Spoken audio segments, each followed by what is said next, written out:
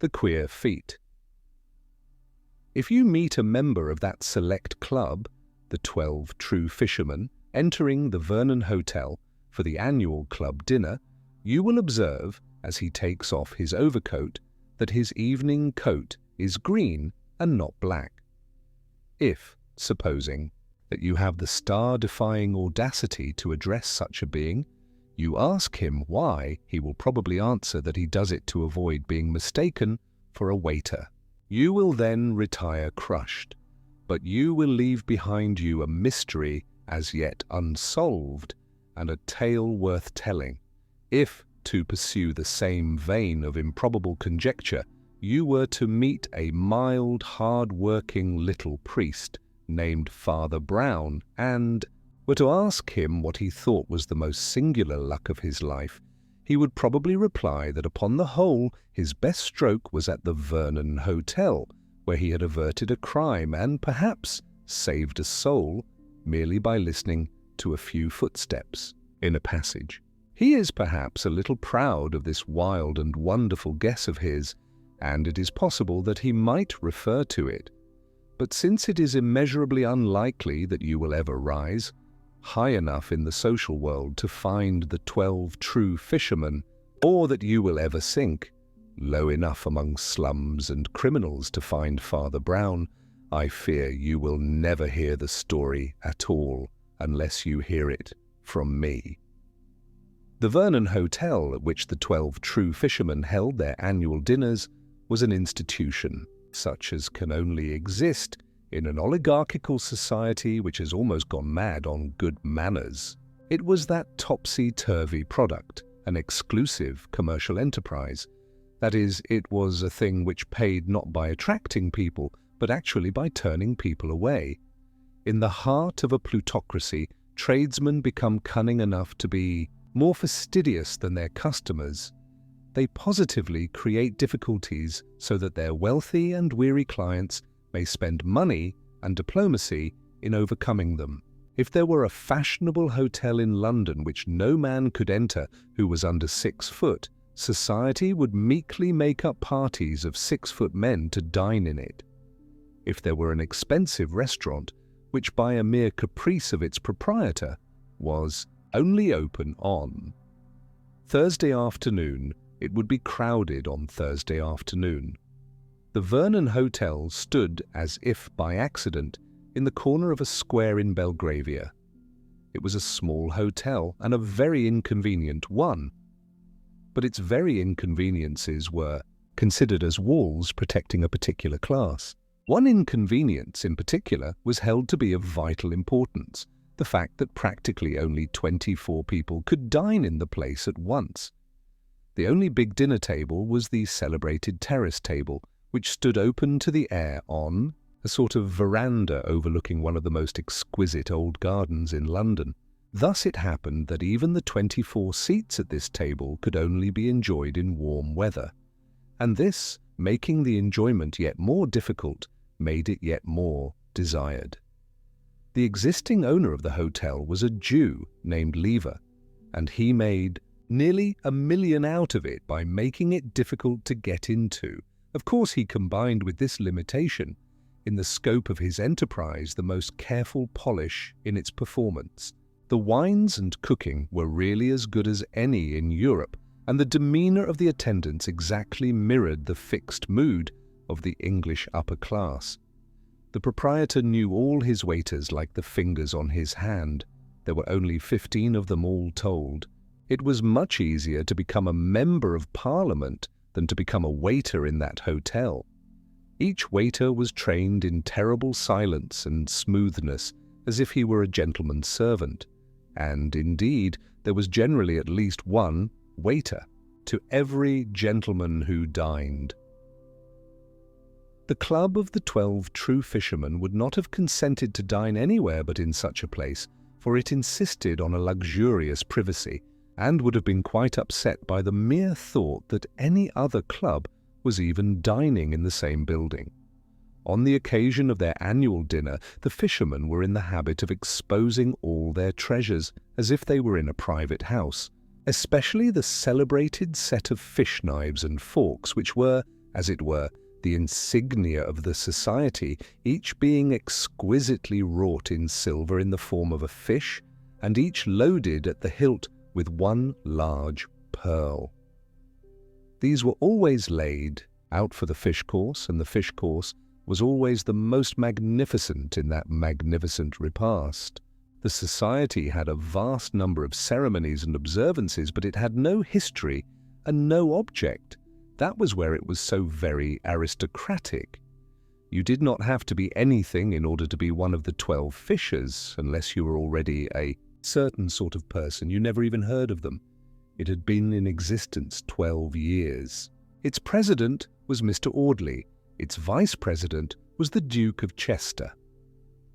If I have in any degree conveyed the atmosphere of this appalling hotel, the reader may feel a natural wonder as to how I came to know anything about it, and may even speculate as to how so ordinary a person as my friend Father Brown came to find himself in that golden galley. As far as that is concerned, my story is simple or even vulgar. There is in the world a very aged rioter and demagogue who breaks into the most refined retreats with the dreadful information that all men are brothers, and wherever this leveller went on his pale horse, it was Father Brown's trade to follow. One of the waiters, an Italian, had been struck down with a paralytic stroke that afternoon, and his Jewish employer, marvelling mildly at such superstitions, had consented to send for the nearest popish priest. With what the waiter confessed to Father Brown we are not concerned, for the excellent reason that that cleric kept it to himself, but apparently it involved him in writing out a note or statement for the conveying of some message or the righting of some wrong.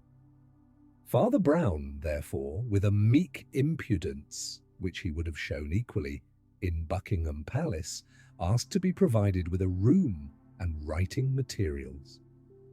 Mr. Lever was torn in two. He was a kind man, and had also that bad imitation of kindness, the dislike of any difficulty or scene. At the same time, the presence of one unusual stranger in his hotel that evening was like a speck of dirt on something just cleaned. There was never any borderland or anteroom in the Vernon Hotel, no people waiting in the hall, no customers coming in on chance. There were 15 waiters. There were 12 guests. It would be as startling to find a new guest in the hotel that night as to find a new brother taking breakfast or tea in one's own family. Moreover, the priest's appearance was second-rate and his clothes muddy. A mere glimpse of him afar off might precipitate a crisis in the club. Mr. Lever at last hit on a plan to cover, since he might not obliterate the disgrace. When you enter, as you never will, the Vernon Hotel, you pass down a short passage decorated with a few dingy but important pictures, and come to the main vestibule and lounge, which opens on your right into passages leading to the public rooms, and on your left to a similar passage pointing to the kitchens and offices of the hotel. Immediately on your left hand is the corner of a glass office, which abuts upon the lounge, a house within a house, so to speak, like the old hotel bar which probably once occupied its place. In this office sat the representative of the proprietor. Nobody in this place ever appeared in person if he could help it. And just beyond the office, on the way to the servants' quarters, was the gentleman's cloakroom, the last boundary of the gentleman's domain. But between the office and the cloakroom was a small private room without other outlet, sometimes used by the proprietor for delicate and important matters, such as lending a duke £1,000 or declining to lend him sixpence. It is a mark of the magnificent tolerance of Mr. Lever that he permitted this holy place to be for about half an hour profaned by a mere priest scribbling away on a piece of paper. The story which Father Brown was writing down was very likely a much better story than this one, only it will never be known. I can merely state that it was very nearly as long, and that the last 2 or 3 paragraphs of it were the least exciting and absorbing. For it was by the time that he had reached these that the priest began a little to allow his thoughts to wander and his animal senses, which were commonly keen, to awaken. The time of darkness. And dinner was drawing on. His own forgotten little room was without a light, and perhaps the gathering gloom, as occasionally happens, sharpened the sense of sound. As Father Brown wrote, the last and least essential part of his document, he caught himself writing to the rhythm of a recurrent noise outside, just as one sometimes thinks to the tune of a railway train. When he became conscious of the thing, he found what it was, only the ordinary patter of feet passing. The door, which in an hotel was no very unlikely matter. Nevertheless, he stared at the darkened ceiling and listened to the sound. After he had listened for a few seconds dreamily, he got to his feet and listened intently, with his head a little on one side. Then he sat down again and buried his brow in his hands, now not merely listening, but listening and thinking also. The footsteps outside at any given moment were such as one might hear in any hotel, and yet, taken as a whole, there was something very strange about them. There were no other footsteps. It was always a very silent house for the few familiar. Guests went at once to their own apartments, and the well-trained waiters were told to be almost invisible until they were wanted. One couldn't conceive any place where there was less reason to apprehend anything irregular. But these footsteps were so odd that one could not decide to call them regular or irregular. Father Brown followed them with his finger on the edge of the table like a man trying to learn a tune on the piano. First there came a long rush of rapid little steps, such as a light man might make in winning a walking race. At a certain point, they stopped and changed to a sort of slow, swinging stamp, numbering not a quarter of the steps, but occupying about the same time. The moment the last echoing stamp had died away, would come again the run or ripple of light, hurrying feet, and then again the thud of the heavier walking. It was certainly the same pair of boots, partly because, as has been said, there were no other boots about, and partly because they had a small but unmistakable creak in them. Father Brown had the kind of head that cannot help asking questions, and on this apparently trivial question his head almost split. He had seen men run in order to jump. He had seen men run in order to slide. But why on earth should a man run in order to walk? Or again, why should he walk in order to run? Yet no other description would cover the antics of this invisible pair of legs. The man was either walking very fast down one half of the corridor in order to walk very slow down the other half, or he was walking very slow at one end to have the rapture of walking fast at the other. Neither suggestion seemed to make much sense. His brain was growing darker and darker, like his room. Yet, as he began to think steadily, the very blackness of his cell seemed to make his thoughts more vivid. He began to see, as in a kind of vision, the fantastic feet capering along the corridor in unnatural or symbolic attitudes. Was it a heathen religious dance, or some entirely new kind of scientific exercise? Father Brown began to ask himself with more exactness what the steps suggested. Taking the slow step first, it certainly was not the step of the proprietor. Men of his type walk with a rapid waddle, or they sit still. It could not be any servant or messenger waiting for directions. It did not sound like it. The poorer orders in an oligarchy sometimes lurch about, when they are slightly drunk, but generally, and especially in such gorgeous scenes, they stand or sit in constrained attitudes. No, that heavy yet springy step with a kind of careless Emphasis, not specially noisy, yet not caring what noise it made, belonged to only one of the animals of this earth. It was a gentleman of Western Europe, and probably one who had never worked for his living. Just as he came to this solid certainty, the step changed to the quicker one and ran past the door as feverishly as a rat. The listener remarked that, though this step was much swifter, it was also much more noiseless, almost as if the man were walking on tiptoe. Yet it was not associated in his mind with secrecy, but with something else, something that he could not remember. He was maddened by one of those half-memories that make a man feel half-witted. Surely he had heard that strange, swift walking somewhere. Suddenly he sprang to his feet with a new idea in his head and walked to the door. His room had no direct outlet on the passage, but let on one side into the glass office, and on the other into the cloakroom beyond. He tried the door into the office and found it locked. And then he looked at the window, now a square pane full of purple cloud, cleft by livid sunset. And for an instant he smelt evil as a dog smells rats. The rational part of him, whether the wiser or not, regained its supremacy.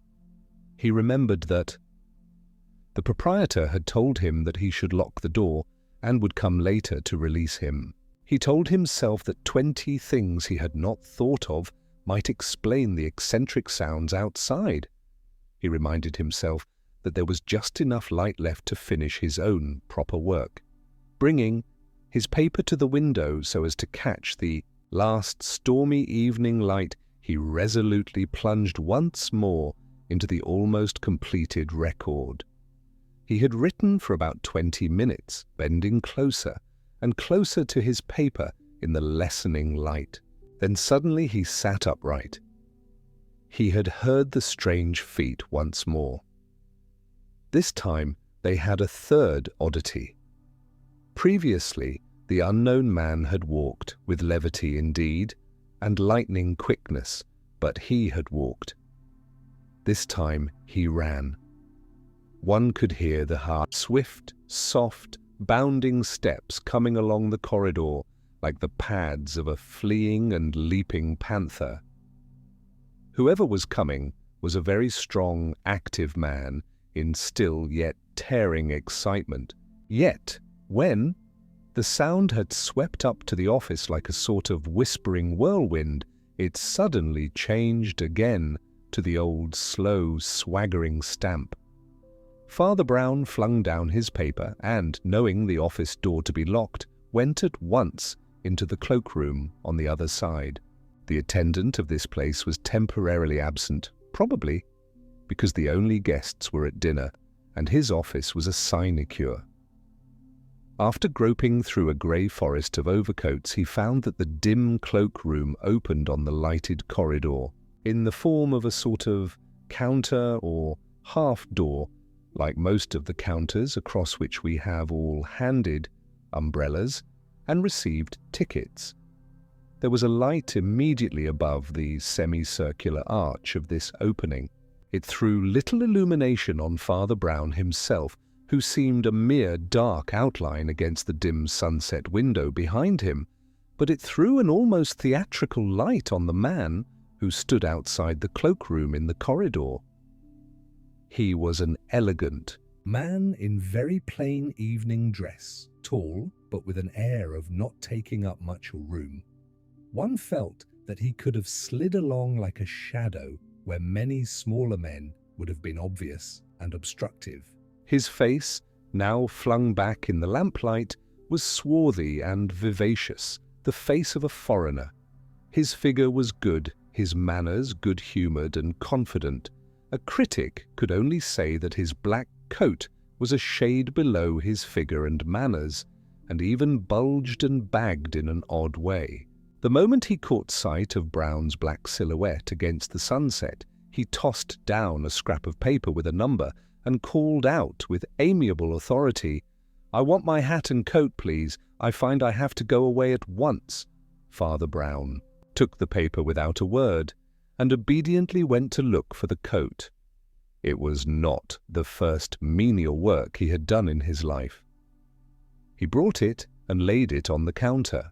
Meanwhile, the strange gentleman who had been feeling in his waistcoat pocket said, laughing, "I haven't got any silver, you can keep this." And he threw down half a sovereign and caught up his coat. Father Brown's figure remained quite dark and still. But in that instant, he had lost his head. His head was always most valuable when he had lost it. In such moments, he put 2 and 2 together and made 4 million. Often the Catholic Church, which is wedded to common sense, did not approve of it. Often he did not approve of it himself. But it was real inspiration, important at rare crises, when whosoever shall lose his head, the same shall save it. "I think, sir," he said civilly, "that you have some silver in your pocket." The tall gentleman stared. "Hang it," he cried, "if I choose to give you gold, why should you complain?" "Because silver is sometimes more valuable than gold," said the priest mildly. "That is, in large quantities." The stranger looked at him curiously. Then he looked still more curiously up the passage towards the main entrance. Then he looked back at Brown again, and then he looked very carefully at the window beyond, Brown's head still coloured with the afterglow of the storm. Then he seemed to make up his mind. He put one hand on the counter, vaulted over as easily as an acrobat, and towered above the priest, putting one tremendous hand upon his collar. "Stand still," he said in a hacking whisper. "I don't want to threaten you, but I do want to threaten you," said Father Brown, in a voice like a rolling drum. "I want to threaten you with the worm that dieth not, and the fire that is not quenched." "You're a rum sort of cloakroom clerk," said the other. "I am a priest, Monsieur Flambeau," said Brown, "and I am ready to hear your confession." The other stood gasping for a few moments, and then staggered back into a chair. The first 2 courses of the dinner of the 12 True Fishermen had proceeded with placid success. I do not possess a copy of the menu, and if I did, it would not convey anything to anybody. It was written in a sort of super-French, employed by cooks, but quite unintelligible to Frenchmen. There was a tradition in the club that the hors d'oeuvres should be various and manifold to the point of madness. They were taken seriously because they were avowedly useless extras, like the whole dinner and the whole club. There was also a tradition that the soup course should be light and unpretending, a sort of simple and austere vigil for the feast of fish that was to come. The talk was that strange, slight talk which governs the British Empire, which governs it in secret, and yet would scarcely enlighten an ordinary Englishman, even if he could overhear it. Cabinet ministers on both sides were alluded to by their Christian names with a sort of bored benignity. The radical Chancellor of the Exchequer, whom the whole Tory party was supposed to be cursing for his extortions, was praised for his minor poetry or his saddle in the hunting field. The Tory leader, whom all Liberals were supposed to hate as a tyrant, was discussed and, on the whole, praised as a Liberal. It seemed somehow that politicians were very important, and yet anything seemed important about them except their politics. Mr. Audley, the chairman, was an amiable elderly man who still wore Gladstone collars. He was a kind of symbol of all that phantasmal and yet fixed society. He had never done anything, not even anything wrong. He was not fast, he was not even particularly rich. He was simply in the thing, and there was an end of it. No party could ignore him, and if he had wished to be in the cabinet, he certainly would have been put there. The Duke of Chester, the vice-president, was a young and rising politician. That is to say, he was a pleasant youth with flat, fair hair and a freckled face with moderate intelligence and enormous estates. In public, his appearances were always successful, and his principle was simple enough. When he thought of a joke, he made it and was called brilliant. When he could not think of a joke, he said that this was no time for trifling and was called able. In private, in a club of his own class, he was simply quite pleasantly frank and silly, like a schoolboy. Mr. Audley, never having been in politics, treated them a little more seriously. Sometimes he even embarrassed the company by phrases suggesting that there was some difference between a liberal and a conservative. He himself was a conservative, even in private life. He had a roll of grey hair over the back of his collar, like certain old-fashioned statesmen, and seen from behind he looked like the man the empire wants, seen from the front. He looked like a mild, self-indulgent bachelor with rooms in the Albany, which he was. As has been remarked, there were 24 seats at the terrace table and only 12 members of the club. Thus they could occupy the terrace in the most luxurious style of all, being ranged along the inner side of the table with no one opposite, commanding an uninterrupted view of the garden, the colours of which were still vivid, though evening was closing in somewhat luridly for the time of year. The chairman sat in the centre of the line and the vice-president at the right-hand end of it. When the 12 guests first trooped into their seats, it was the custom, for some unknown reason, for all the 15 waiters to stand lining the wall like troops presenting arms to the king, while the fat proprietor stood and bowed to the club with radiant surprise as if he had never heard of them before. But before the first chink of knife and fork, this army of retainers had vanished, only the 1 or 2 required to collect and distribute the plates darting about in deathly silence. Mr. Lever, the proprietor, of course, had disappeared in convulsions of courtesy long before. It would be exaggerative, indeed irreverent, to say that he ever positively appeared again. But when the important course, the fish course, was being brought on, there was, how shall I put it, a vivid shadow, a projection of his personality, which told that he was hovering near. The sacred fish course consisted, to the eyes of the vulgar, in a sort of monstrous pudding about the size and shape of a wedding cake, in which some considerable number of interesting fishes had finally lost the shapes which God had given to them. The 12 true fishermen took up their celebrated fish knives and fish forks and approached it as gravely as if every inch of the pudding cost as much as the silver fork it was eaten with. So it did, for all I know.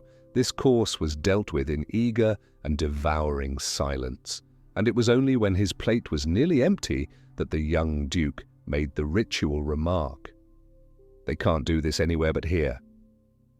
"Nowhere," said Mr. Audley in a deep bass voice, turning to the speaker and nodding his venerable head a number of times. "Nowhere, assuredly, except here. It was represented to me that at the Café Anglais." Here he was interrupted and even agitated for a moment by the removal of his plate, but he captured the valuable thread of his thoughts. It was represented to me that the same could be done at the Café Anglais. "Nothing like it, sir," he said, shaking his head ruthlessly, like a hanging judge. "Nothing like it." "Overrated place," said a certain Colonel Pound, speaking, by the look of him, for the first time. "For some months." "Oh, I don't know," said the Duke of Chester, who was an optimist. "It's jolly good for some things. You can't beat it at—" A waiter came swiftly along the room, and then stopped dead. His stoppage was as silent as his tread, but all those vague and kindly gentlemen were so used to the utter smoothness of the unseen machinery which surrounded and supported their lives that a waiter doing anything unexpected was a start and a jar. They felt as you and I would feel if the inanimate world disobeyed, if a chair ran away from us. The waiter stood staring a few seconds, while there deepened on every face at table a strange shame which is wholly the product of our time. It is the combination of modern humanitarianism with the horrible modern abyss between the souls of the rich and poor. A genuine historic aristocrat would have thrown things at the waiter, beginning with empty bottles and very probably ending with money. A genuine democrat would have asked him, with comrade-like clearness of speech, what the devil he was doing.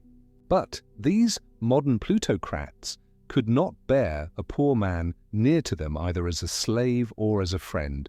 That something had gone wrong with the servants was merely a dull, hot embarrassment. They did not want to be brutal, and they dreaded the need to be benevolent. They wanted the thing, whatever it was, to be over. It was over. The waiter, after standing for some seconds rigid like a cataleptic, turned round and ran madly out of the room.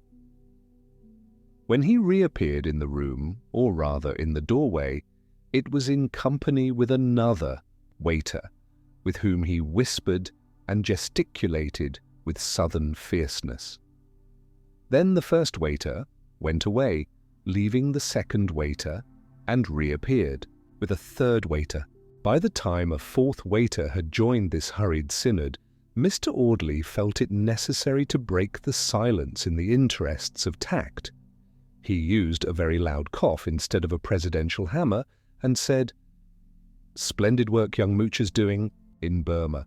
Now, no other nation in the world could have—" A fifth waiter had sped towards him like an arrow and was whispering in his ear, "So sorry, important. Might the proprietor speak to you?"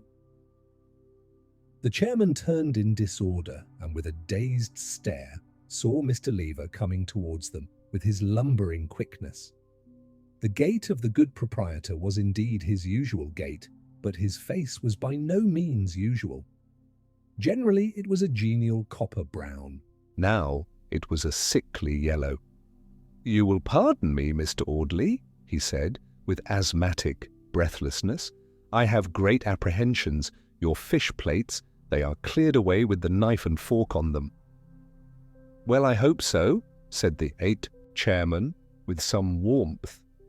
"You see him?" panted the excited hotel keeper. "You see the waiter who took them away?" "You know him?" "Know the waiter?" answered Mr. Audley indignantly. "Certainly not." Mr. Lever opened his hands with a gesture of agony. "I never send him," he said. "I know not when or why he come. I send my waiter to take away the plates, and he find them already away." Mr. Audley still looked rather too bewildered to be really the man the Empire wants. None of the company could say anything except the man of wood, Colonel Pound, who seemed galvanized into an unnatural life. He rose rigidly from his chair, leaving all the rest sitting, screwed his eyeglass into his eye, and spoke in a raucous undertone, as if he had half forgotten how to speak. "Do you mean," he said, "that somebody has stolen our silver fish? Service?" The proprietor repeated the open-handed gesture with even greater helplessness, and in a flash all the men at the table were on their feet. "Are all your waiters here?" demanded the colonel in his low, harsh accent. "Yes, they're all here. I noticed it myself," cried the young duke, pushing his boyish face into the inmost ring. "Always count 'em as I come in. They look so queer standing up against the wall." "But surely one cannot exactly remember," began Mr. Audley with heavy hesitation. "I remember exactly, I tell you," cried the Duke excitedly. "There never have been more than 15 waiters at this place, and there were no more than 15 tonight, I'll swear. No more and no less." The proprietor turned upon him, quaking in a kind of palsy of surprise. You say, he stammered, that you see all my 15 waiters." "As usual," assented the Duke. "What is the matter with that?" "Nothing," said Lever with a deepening accent. "Only you did not. For one of them is dead upstairs." There was a shocking stillness for an instant in that room. It may be, so supernatural is the word death, that each of those idle men looked for a second at his soul and saw it as a small dried pea. One of them, the Duke, I think, even said, with the idiotic kindness of wealth, "Is there anything we can do?" "He has had a priest," said the Jew, not untouched. Then, as to the clang of doom, they awoke to their own position. For a few weird seconds they had really felt as if the 15th waiter might be the ghost of the dead man upstairs. They had been dumb under that oppression, for ghosts were to them an embarrassment, like beggars. But the remembrance of the silver broke the spell of the miraculous, broke it abruptly and with a brutal reaction. The Colonel flung over his chair and strode to the door. "If there was a 15th man here, friends," he said, "that 15th fellow was a thief. Down at once to the front and back doors and secure everything. Then we'll talk. The 24 pearls of the club are worth recovering." Mr. Audley seemed at first to hesitate about whether it was gentlemanly to be in such a hurry, about anything. But seeing the Duke dash down the stairs with youthful energy, he followed with a more mature motion. At the same instant, a 6th waiter ran into the room and declared that he had found the pile of fish plates on a sideboard with no trace of the silver. The crowd of diners and attendants that tumbled helter-skelter down the passages divided into 2 groups. Most of the fishermen followed the proprietor to the front room to demand news of any exit. Colonel Pound, with the chairman, the vice-president, and 1 or 2 others darted down the corridor leading to the servants' quarters as the more likely line of escape. As they did, so they passed the dim alcove or cavern of the cloakroom and saw a short, black-coated figure, presumably an attendant, standing a little way back in the shadow of it. "Hello there," called out the Duke. "Have you seen anyone pass?" The short figure did not answer the question directly, but merely said, "Perhaps I have got what you are looking for, gentlemen." They paused, wavering and wondering, while he quietly went to the back of the cloakroom and came back with both hands full of shining silver, which he laid out on the counter as calmly as a salesman. It took the form of a dozen quaintly shaped forks and knives. You, began the Colonel, quite thrown off his balance at last. Then he peered into the dim little room and saw 2 things. First, that the short, black-clad man was dressed like a clergyman, and second, that the window of the room behind him was burst, as if someone had passed violently through. "Valuable things to deposit in a cloakroom, aren't they?" remarked the clergyman with cheerful composure. Did you steal those things?" stammered Mr. Audley with staring eyes. "If I did," said the cleric pleasantly, "at least I'm bringing them back again." "But you didn't," said Colonel Pound, still staring at the broken window. "To make a clean breast of it, I didn't," said the other with some humour, and he seated himself quite gravely on a stool. "But you know who did?" said the Colonel. "I don't know his real name," said the priest placidly, "but I know something of his fighting weight and a great deal about his spiritual difficulties. I formed the physical estimate when he was trying to throttle me, and the moral estimate when he repented." "Oh, I say, repented," cried young Chester, with a sort of crow of laughter. Father Brown got to his feet, putting his hands behind him. "Odd, isn't it," he said, "that a thief and a vagabond should repent, when so many who are rich and secure remain hard and frivolous and without fruit for God or man?" But there, if you will excuse me, you trespass a little upon my province. If you doubt the penitence as a practical fact, there are your knives and forks. You are the 12 true fishers, and there are all your silverfish, but he has made me a fisher of men." "Did you catch this man?" asked the colonel, frowning. "Father." Brown looked him full in his frowning face. "Yes," he said, "I caught him with an unseen hook and an invisible line which is long enough to let him wander to the ends of the world, and still to bring him back with a twitch upon the thread." There was a long silence.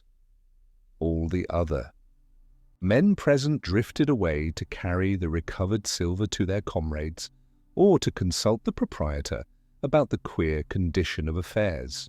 But the grim-faced colonel still sat sideways on the counter, swinging his long, lank legs and biting his dark moustache. At last, he said quietly to the priest, "He must have been a clever fellow, but I think I know a cleverer." "He was a clever fellow," answered the other, "but I am not quite sure of what other you mean." "I mean you," said the colonel with a short laugh. "I don't want to get the fellow jailed. Make yourself easy about that. But I'd give a good many silver forks to know exactly how you fell into this affair and how you got the stuff out of him. I reckon you're the most up-to-date devil of the present company." Father Brown seemed rather to like the saturnine candour of the soldier. "Well," he said, smiling, "I mustn't tell you anything of the man's identity or his own story, of course, but there's no particular reason why I shouldn't tell you of the mere outside facts which I found out for myself." He hopped over the barrier with unexpected activity and sat beside Colonel Pound, kicking his short legs like a little boy on a gate. He began to tell the story as easily as if he were telling it to an old friend by a Christmas fire. "You see, Colonel," he said, "I was shut up in that small room there doing some writing when I heard a pair of feet in this passage doing a dance that was as queer as the dance of death. First came quick, funny little steps like a man walking on tiptoe for a wager, then came slow, careless, creaking steps as of a big man walking about with a cigar, but they were both made by the same feet, I swear, and they came in rotation. First the run, and then the walk, and then the run again. I wondered at first idly and then wildly why a man should act these two parts at once. One walk, I knew it was just like yours, Colonel. It was the walk of a well-fed gentleman waiting for something, who strolls about rather because he is physically alert than because he is mentally impatient. I knew that I knew the other walk too, but I could not remember what it was. What creature had I met on my travels that tore along on tiptoe in that extraordinary style? Then I heard a clink of plates somewhere, and the answer stood up as plain as St. Peter's. It was the walk of a waiter. That walk with the body slanted forward, the eyes looking down, the ball above the toe spurning away the ground, the coat-tails and napkin flying. Then I thought, for a minute and a half more, and I believe I saw the manner of the crime as clearly as if I were going to commit it. Colonel Pound looked at him keenly, but the speaker's mild grey eyes were fixed upon the ceiling with almost empty wistfulness. "A crime," he said slowly, "is like any other work of art. Don't look surprised. Crimes are by no means the only works of art that come from an infernal workshop. But every work of art, divine or diabolic, has one indispensable mark. I mean that the centre of it is simple, however much the fulfilment may be complicated. Thus in Hamlet, let us say, the grotesqueness of the gravedigger, the flowers of the mad girl, the fantastic finery of Osric, the pallor of the ghost and the grin of the skull are all oddities in a sort of tangled wreath round one plain tragic. figure of a man in black. "Well, this also," he said, getting slowly down from his seat with a smile, "this also is the plain tragedy of a man in black. Yes," he went on, seeing the Colonel look up in some wonder, "the whole of this tale turns on a black coat. In this, as in Hamlet, there are the rococo excrescences. Yourselves, let us say. There is the dead waiter, who was there when he could not be there. There is the invisible hand that swept your table clear of silver and melted into air. But every clever crime is founded ultimately on some one quite simple fact, some fact that is not itself mysterious. The mystification comes in covering it up, in leading men's thoughts away from it. This large and subtle and in the ordinary course most profitable crime was built on the plain fact that a gentleman's evening dress is the same as a waiter's. All the rest was acting and thundering. Good acting, too? Still, said the Colonel, getting up and frowning at his boots, I am not sure that I understand. Colonel, said Father Brown, I tell you that this archangel of impudence who stole your forks walked up and down this passage 20 times in the blaze of all the lamps, in the glare of all the eyes. He did not go and hide in dim corners where suspicion might have searched for him. He kept constantly on the move in the lighted corridors, and everywhere that he went he seemed to be there by right. Don't ask me what he was like. You have seen him yourself 6 or 7 times tonight. You were waiting with all the other grand people in the reception room at the end of the passage there, with the terrace just beyond.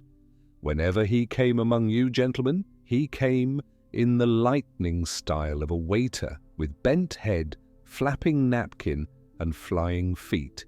He shot out onto the terrace, did something to the tablecloth, and shot back again towards the office and the waiters' quarters. By the time he had come under the eye of the office clerk and the waiters, he had become another man in every inch of his body, in every instinctive gesture. He strolled among the servants with the absent-minded insolence which they have all seen in their patrons. It was no new thing to them that a swell from the dinner party should pace all parts of the house like an animal at the zoo. They know that nothing marks the smart set more than a habit of walking where one chooses. When he was magnificently weary of walking down that particular passage, he would wheel round and pace back past the office. In the shadow of the arch, just beyond, he was altered as by a blast of magic, and went hurrying forward again among the 12 fishermen, an obsequious attendant. Why should the gentleman look at a chance waiter? Why should the waiters suspect a first-rate walking gentleman? Once or twice he played the coolest tricks. In the proprietor's private quarters he called out breezily for a siphon of soda water, saying he was thirsty. He said genially that he would carry it himself, and he did. He carried it quickly and correctly through the thick of you. A waiter with an obvious errand. Of course, it could not have been kept up long, but it only had to be kept up till the end of the fish course. His worst moment was when the waiters stood in a row, but even then he contrived to lean against the wall just round the corner, in such a way that for that important instant the waiters thought him a gentleman, while the gentleman thought him a waiter. The rest went like winking. If any waiter caught him away from the table, that waiter caught a languid aristocrat. He had only to time himself 2 minutes before the fish was cleared, become a swift servant, and clear it himself. He put the plates down on a sideboard, stuffed the silver in his breast pocket, giving it a bulgy look, and ran like a hare. I heard him coming, till he came to the cloak-room. There he had only to be a plutocrat again. A plutocrat called away suddenly on business. He had only to give his ticket to the cloak-room attendant and go out again elegantly as he had come in. Only I happen to be the cloakroom attendant." "What did you do to him?" cried the colonel with unusual intensity. "What did he tell you?" "I beg your pardon," said the priest immovably. "That is where the story ends. And—" "The interesting story begins," muttered Pound. "I think I understand his professional trick, but I don't seem to have got hold of yours." "I must be going," said Father Brown. They walked together along the passage to the entrance hall, where they saw the fresh, freckled face of the Duke of Chester, who was bounding buoyantly along towards them. "Come along, Pound," he cried breathlessly. "I've been looking for you everywhere. The dinner's going again in spanking style, and old Audley's got to make a speech in honour of the forks being saved. We want to start some new ceremony, don't you know, to commemorate the occasion. I say, you really got the goods back. What do you suggest?" "Why," said the colonel, eyeing him with a certain sardonic approval, "I should suggest that henceforward we wear green coats instead of black. One never knows what mistakes may arise when one looks so like a waiter." "Oh, hang it all," said the young man, "a gentleman never looks like a waiter." "Nor a waiter like a gentleman, I suppose," said Colonel Pound, with the same lowering laughter on his face. "Reverend sir, your friend must have been very smart to act the gentleman." Father Brown buttoned up his commonplace overcoat to the neck, for the night was stormy, and took his commonplace umbrella from the stand. "Yes," he said, "it must be very hard work to be a gentleman, but do you know, I have sometimes thought that it may be almost as laborious to be a waiter." And saying good evening, he pushed open the heavy doors of that palace of pleasures. The golden gates closed behind him, and he went at a brisk walk through the damp, dark streets, in search of a penny omnibus. The Flying Stars. "The most beautiful crime I ever committed," Flambeau would say in his highly moral old age, "was also, by a singular coincidence, my last. It was committed at Christmas. As an artist, I had always attempted to provide crimes, suitable to the special season or landscapes in which I found myself, choosing this or that terrace or garden for a catastrophe, as if for a statuary group. Thus, squires should be swindled in long rooms panelled with oak, while Jews, on the other hand, should rather find themselves unexpectedly penniless among the lights and screens of the Café Riche. Thus, in England, if I wished to relieve a dean of his riches, which is not so easy as you might suppose, I wished to frame him, if I make myself clear, in the green lawns and grey towers of some cathedral town. Similarly, in France, when I had got money out of a rich and wicked peasant, which is almost impossible, it gratified me to get his indignant head relieved against a grey line of clipped poplars and those solemn plains of Gaul over which broods the mighty spirit of millet. Well, my last crime was a Christmas crime, a cheery, cosy English middle-class crime, a crime of Charles Dickens.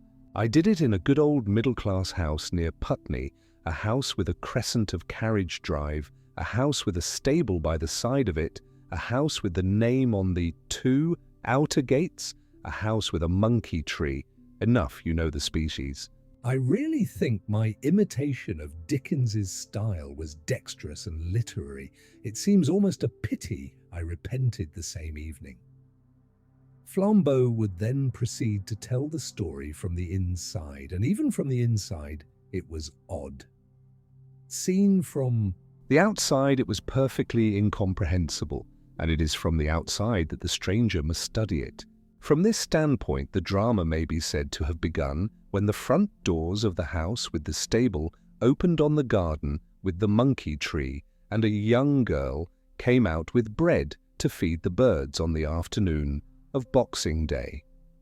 She had a pretty face with brave brown eyes, but her figure was beyond conjecture, for she was so wrapped up in brown furs that it was hard to say which was hair and which was fur. But for the attractive face, she might have been a small, toddling bear. The winter afternoon was reddening towards evening, and already a ruby light was rolled over the bloomless beds, filling them, as it were, with the ghosts of the dead roses. On one side of the house stood the stable. On the other, an alley or cloister of laurels led to the larger garden behind. The young lady, having scattered bread for the birds, for the 4th or 5th time that day because the dog ate it, passed unobtrusively down the lane of laurels and into a glimmering plantation of evergreens behind. Here she gave an exclamation of wonder, real or ritual, and looking up at the high garden wall above her, beheld it fantastically bestridden by a somewhat fantastic figure. "Oh, don't jump, Mr. Crook," she called out in some alarm. "It's much too high." The individual riding the party wall like an aerial horse was a tall, angular young man with dark hair sticking up like a hairbrush, intelligent and even distinguished lineaments, but a sallow and almost alien complexion. This showed the more plainly because he wore an aggressive red tie, the only part of his costume of which he seemed to take any care.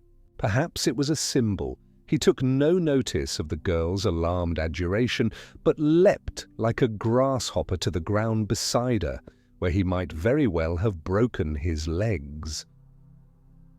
"I think I was meant to be a burglar," he said placidly, "and I have no doubt I should have been if I hadn't happened to be born in that nice house next door. I can't see any harm in it anyhow." "How can you say such things?" she remonstrated. "Well," said the young man, "if you're born on the wrong side of the wall, I can't see that it's wrong to climb over it." "I never know what you will say or do next," she said. "I don't often know myself," replied Mr. Crook. "But then I am on the right side of the wall now." "And which is the right side of the wall?" asked the young lady, smiling. "Whichever side you are on," said the young man named Crook.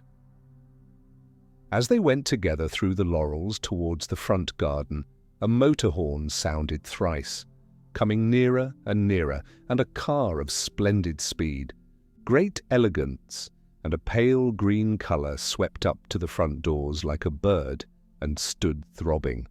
"Hello, hello," said the young man with the red tie. "Here's somebody born on the right side. Anyhow, I didn't know, Miss Adams, that your Santa Claus was so modern as this." "Oh, that's my godfather, Sir Leopold Fisher. He always comes on Boxing Day." Then, after an innocent pause, which unconsciously betrayed some lack of enthusiasm, Ruby Adams added, "He's very kind." John Crook, journalist, had heard of that eminent city magnate, and it was not his fault if the city magnate had not heard of him, for in certain articles in the Clarion or the New Age, Sir Leopold had been dealt with austerely. But he said nothing and grimly watched the unloading of the motor car, which was rather a long process. A large, neat chauffeur in green got out from the front, and a small, neat manservant in grey got out from the back, and between them they deposited Sir Leopold on the doorstep and began to unpack him like some very carefully protected parcel. Rugs enough to stock a bazaar, furs of all the beasts of the forest, and scarves of all the colours of the rainbow were unwrapped one by one till they revealed something resembling the human form. The form of a friendly but foreign-looking old gentleman with a grey goat-like beard and a beaming smile who rubbed his big fur gloves together. Long before this revelation was complete, the two big doors of the porch had opened in the middle, and Colonel Adams, father of the furry young lady, had come out himself to invite his eminent guest inside. He was a tall, sunburnt and very silent man who wore a red smoking cap like a fez, making him look like one of the English sirdars or pashas in Egypt. With him was his brother-in-law, lately come from Canada, a big and rather boisterous young gentleman farmer with a yellow beard, by name James Blount. With him also was the more insignificant figure of the priest from the neighbouring Roman church, for the colonel's late wife had been a Catholic, and the children, as is common in such cases, had been trained to follow her. Everything seemed undistinguished about the priest, even down to his name, which was Brown, yet the colonel had always found something companionable about him and frequently asked him to such family gatherings. In the large entrance hall of the house there was ample room even for Sir Leopold and the removal of his wraps. Porch and vestibule, indeed, were unduly large in proportion to the house, and formed, as it were, a big room with the front door at one end and the bottom of the staircase at the other. In front of the large hall fire, over which hung the colonel's sword, the process was completed, and the company, including the saturnine crook, presented to Sir Leopold Fisher. That venerable financier, however, still seemed struggling with portions of his well-lined attire, and at length produced from a very interior tailcoat pocket a black oval case, which he radiantly explained to be his Christmas present for his goddaughter. With an unaffected vainglory that had something disarming about it, he held out the case before them all. It flew open at a touch and half blinded them. It was just as if a crystal fountain had spurted in their eyes. In a nest of orange velvet lay like 3 eggs, 3 white and vivid diamonds that seemed to set the very air on fire all round them. Fisher stood beaming benevolently and drinking deep of the astonishment and ecstasy of the girl, the grim admiration and gruff thanks of the colonel, the wonder of the whole group. "I'll put 'em back now, my dear," said Fisher, returning the case to the tails of his coat. "I had to be careful of 'em coming down. They're the 3 great African diamonds called the Flying Stars, because they've been stolen so often. All the big criminals are on the track, but even the rough men about in the streets and hotels could hardly have kept their hands off them. I might have lost them on the road here. It was quite possible. Quite natural, I should say," growled the man in the red tie. "I shouldn't blame 'em if they had taken 'em. When they ask for bread and you don't even give them a stone, I think they might take the stone for themselves." "I won't have you talking like that," cried the girl, who was in a curious glow. "You've only talked like that since. You became a horrid what's-his-name. You know what I mean. What did you call a man who wants to embrace the chimney sweep?" "A saint," said Father Brown. "I think," said Sir Leopold with a supercilious smile, "that Ruby means a socialist." "A radical does not mean a man who lives on radishes," remarked Crook, with some impatience, "and a conservative does not mean a man who preserves jam. Neither, I assure you, does a socialist mean a man who desires a social evening with the say, chimney sweep. A socialist means a man who wants all the chimneys swept and all the chimney sweeps paid for it." "But who won't allow you," put in the priest in a low voice, "to own your own soot." Crook looked at him with an eye of interest and even respect. "Does one want to own soot?" he asked. "One might," answered Brown, with speculation in his eye. "I've heard that gardeners use it. And I once made 6 children happy at Christmas when the conjurer didn't come, entirely with soot applied externally." "Oh, splendid!" cried Ruby. "Oh, I wish you'd do it to this company." The boisterous Canadian, Mr. Blount, was lifting his loud voice in applause, and the astonished financier his, in some considerable deprecation, when a knock sounded at the double front doors. The priest opened them, and they showed again the front garden of evergreens, monkey tree and all, now gathering gloom against a gorgeous violet sunset. The scene thus framed was so coloured and quaint, like a back scene in a play, that they forgot a moment the insignificant figure standing in the door. He was dusty-looking and in a frayed coat, evidently a common messenger. "Any of you gentlemen Mr. Blount?" he asked, and held forward a letter doubtfully. Mr. Blount started and stopped in his shout of assent. Ripping up the envelope with evident astonishment, he read it. His face clouded a little, and then cleared, and he turned to his brother-in-law. "And host. I'm sick at being such a nuisance, Colonel," he said, with the cheery colonial conventions. "But would it upset you if an old acquaintance called on me here tonight on business? In point of fact, it's Florian, that famous French acrobat and comic actor. I knew him years ago out west. He was French-Canadian by birth, and he seems to have business for me, though I hardly guess what." Of course," replied the Colonel carelessly. "My dear chap, any friend of yours. No doubt he will prove an acquisition." "He'll black his face, if that's what you mean," cried Blount, laughing. "I don't doubt he'd black everyone else's eyes. I don't care. I'm not refined. I like the jolly old pantomime where a man sits on his top hat." "Not on mine, please," said Sir Leopold Fisher with dignity. Well, observed Crook airily. "Don't let's quarrel. There are lower jokes than sitting on a top hat." Dislike of the red-tide youth, born of his predatory opinions and evident intimacy with the pretty godchild, led Fisher to say, in his most sarcastic, magisterial manner, "No doubt you have found something much lower than sitting on a top hat. What is it, pray?" "Letting a top hat sit on you, for instance," said the socialist. Now, cried the Canadian farmer with his barbarian benevolence. "Don't let's spoil a jolly evening. What I say is, let's do something for the company tonight. Not blacking faces or sitting on hats, if you don't like those, but something of the sort. Why couldn't we have a proper old English pantomime, clown, columbine, and so on? I saw one when I left England at 12 years old, and it's blazed in my brain like a bonfire ever since.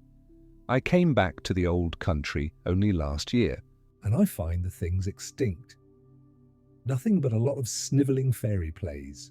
I want a hot poker and a policeman made into sausages, and they give me princesses moralizing by moonlight, bluebirds or something. Bluebeard's more in my line, and him I like best when he turned into the pantaloon." "I'm all for making a policeman into sausages," said John Crook. "It's a better definition of socialism than some recently given, but surely the get-up would be too big a business." "Not a scrap," cried Blount, quite carried away. "A harlequinade's the quickest thing we can do, for 2 reasons. First, one can gag to any degree. "And second, all the objects are house." "That's true," admitted Crook, nodding eagerly and walking about. "But I'm afraid I can't have my policeman's uniform. Haven't killed a policeman lately." Blount frowned thoughtfully a space, and then smote his thigh. "Yes, we can," he cried. "I've got Florian's address here, and he knows every costumier in London. I'll phone him to bring a police dress when he comes." And he went bounding away to the telephone. "Oh, it's glorious, godfather," cried Ruby, almost dancing. "I'll be Columbine and you shall be Pantaloon." The millionaire held himself stiff with a sort of heathen solemnity. "I think, my dear," he said, "you must get someone else for Pantaloon." "I will be Pantaloon if you like," said Colonel Adams, taking his cigar out of his mouth and speaking for the first and last time. "You ought to have a statue," cried the Canadian as he came back, radiant, from the telephone. "There, we are all fitted. Mr. Crook shall be clown. He's a journalist and knows all the oldest jokes. I can be Harlequin, that only wants long legs and jumping about. My friend Florian phones. He's bringing the police costume. He's changing on the way. We can act it in this very hall, the audience sitting on those broad stairs opposite, one row above another. These front doors can be the back scene, either open or shut. Shut, you see an English interior. Open, a moonlit garden. It all goes by magic. And snatching a chance piece of billiard chalk from his pocket, he ran it across the hall floor, halfway between the front door and the staircase, to mark the line of the footlights. How even such a banquet of bosh was got ready in the time remained a riddle. But they went at it with that mixture of recklessness and industry that lives when youth is in a house. And youth was in that house that night, though not all may have isolated the two faces and hearts from which it flamed. As always happens, the invention grew wilder and wilder through the very tameness of the bourgeois conventions from which it had to create. The Columbine looked charming in an outstanding skirt that strangely resembled the large lampshade in the drawing room. The clown and pantaloon made themselves white with flour from the cook and red with rouge from some other domestic who remained, like all true Christian benefactors, anonymous. The harlequin, already clad in silver paper out of cigar boxes, was, with difficulty, prevented from smashing the old Victorian lustre chandeliers that he might cover himself with resplendent crystals. In fact, he would certainly have done so, had not Ruby unearthed some old pantomime paste jewels she had worn at a fancy dress party as the Queen of Diamonds. Indeed, her uncle, James Blount, was getting almost out of hand in his excitement. He was like a schoolboy. He put a paper donkey's head unexpectedly on Father Brown, who bore it patiently and even found some private manner of moving his ears. He even essayed to put the paper donkey's tail to the coat-tails of Sir Leopold Fisher. This, however, was frowned down. "Uncle is too absurd," cried Ruby to Crook, round whose shoulders she had seriously placed a string of sausages. "Why?" "Is he so wild? He's harlequin to your Columbine," said Crook. "I'm only the clown who makes the old jokes." "I wish you were the harlequin," she said, and left the string of sausages swinging. Father Brown, though he knew every detail done behind the scenes, and had even evoked applause by his transformation of a pillow into a pantomime baby, went round to the front and sat among the audience with all the solemn expectation of a child at his first matinee. The spectators were few, relations, one or two local friends, and the servants. Sir Leopold sat in the front seat, his full and still fur-collared figure largely obscuring the view of the little cleric. Behind him, but it has never been settled by artistic authorities whether the cleric lost much. The pantomime was utterly chaotic, yet not contemptible. There ran through it a rage of improvisation, which came chiefly from Crook the clown. Commonly he was a clever man, and he was inspired. Tonight, with a wild omniscience, a folly wiser than the world, that which comes to a young man who has seen, for an instant, a particular expression on a particular face.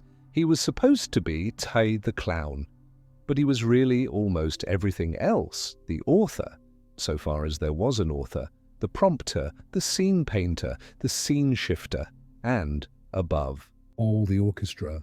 At abrupt intervals in the outrageous performance, he would hurl himself in full costume at the piano and bang out some popular music equally absurd and appropriate. The climax of this, as of all else, was the moment when the two front doors at the back of the scene flew open, showing the lovely moonlit garden, but showing more prominently the famous professional guest, the great Florian, dressed up as a policeman. The clown at the piano played the constabulary chorus in The Pirates of Penzance, but it was drowned in the deafening applause, for every gesture of the great comic actor was an admirable, though restrained version of the carriage and manner of the police. The harlequin leapt upon him and hit him over the helmet, the pianist playing "Where did you get that hat?"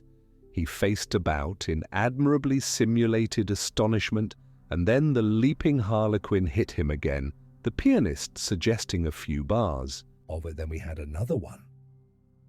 Then the harlequin rushed right into the arms of the policeman and fell on top of him amid a roar of applause. Then it was that the strange actor gave that celebrated imitation of a dead man, of which the fame still lingers round Putney. It was almost impossible to believe that a living person could appear so limp. The athletic harlequin swung him about like a sack, or twisted or tossed him like an Indian club, all the time to the most maddeningly ludicrous tunes from the piano. When the harlequin heaved, the comic constable heavily off the floor, the clown played "I Arise from Dreams of Thee." When he shuffled him across his back with "My bundle on my shoulder," and when the harlequin finally let fall the policeman with a most convincing thud, the lunatic at the instrument struck into a jingling measure with some words which are still believed to have been, "I sent a letter to my love, and on the way I dropped it." At about this limit of mental anarchy, Father Brown's view was obscured altogether, for the city magnate in front of him rose to his full height and thrust his hands savagely into all his pockets. The clown, playing Prise Absurde-Beth. Then he sat down nervously, still fumbling, and then stood up again. For an instant it seemed seriously likely that he would stride across the footlights. Then he turned a glare at the clown, playing the piano, and then he burst in silence out of the room. The priest had only watched for a few more minutes the absurd but not inelegant dance of the amateur harlequin over his splendidly unconscious foe. With real though rude art, the harlequin danced slowly backwards out of the door, into the garden, which was full of moonlight and stillness. The vamped dress of silver paper and paste, which had been too glaring in the footlights, looked more and more magical and silvery as it danced away under a brilliant moon. The audience was closing in with a cataract of applause when Brown felt his arm abruptly touched, and he was asked in a whisper to come into the colonel's study. He followed his summoner with increasing doubt, which was not dispelled by a solemn comicality in the scene of the study. There sat Colonel Adams, still unaffectedly dressed as a pantaloon, with the knobbed whalebone nodding above his brow, but with his poor old eyes sad enough to have sobered a Saturnalia. Sir Leopold Fisher was leaning against the mantelpiece and heaving with all the importance of panic. "This is a very painful matter, Father Brown," said Adams. "The truth is, those diamonds we all saw this afternoon seem to have vanished from my friend's tailcoat pocket, and as I, supplemented Father Brown with a broad grin, was sitting just behind him." "Nothing of the sort shall be suggested," said Colonel Adams, with a firm look at Fisher, which rather implied that some such thing had been suggested. "I only ask you to give me the assistance that any gentleman might give." "Which is turning out his pockets," said Father Brown, and proceeded to do so, displaying 7 and 6pence, a return ticket, a small silver crucifix, a small breviary, and a stick of chocolate. The colonel looked at him long, and then said, "Do you know, I should like to see the inside of your head more than the inside of your pockets. My daughter is one of your people, I know." "Well, she has lately," and he stopped. "She has lately," cried out old Fisher, "opened her father's house to a cut-throat socialist who says openly he would steal anything from a richer man. This is the end of it. Here is the—" "Richer man, and none the richer. If you want the inside of my head, you can have it," said Brown rather wearily. "What it's worth, you can say afterwards." But the first thing I find in that disused pocket is this, that men who mean to steal diamonds don't talk socialism. They are more likely, he added demurely, to denounce it. Both the others shifted sharply, and the priest went on. You see, we know these people more or less. That socialist would no more steal a diamond than a pyramid. We ought to look at once to the one man we don't know. The fellow acting the policeman, Florian.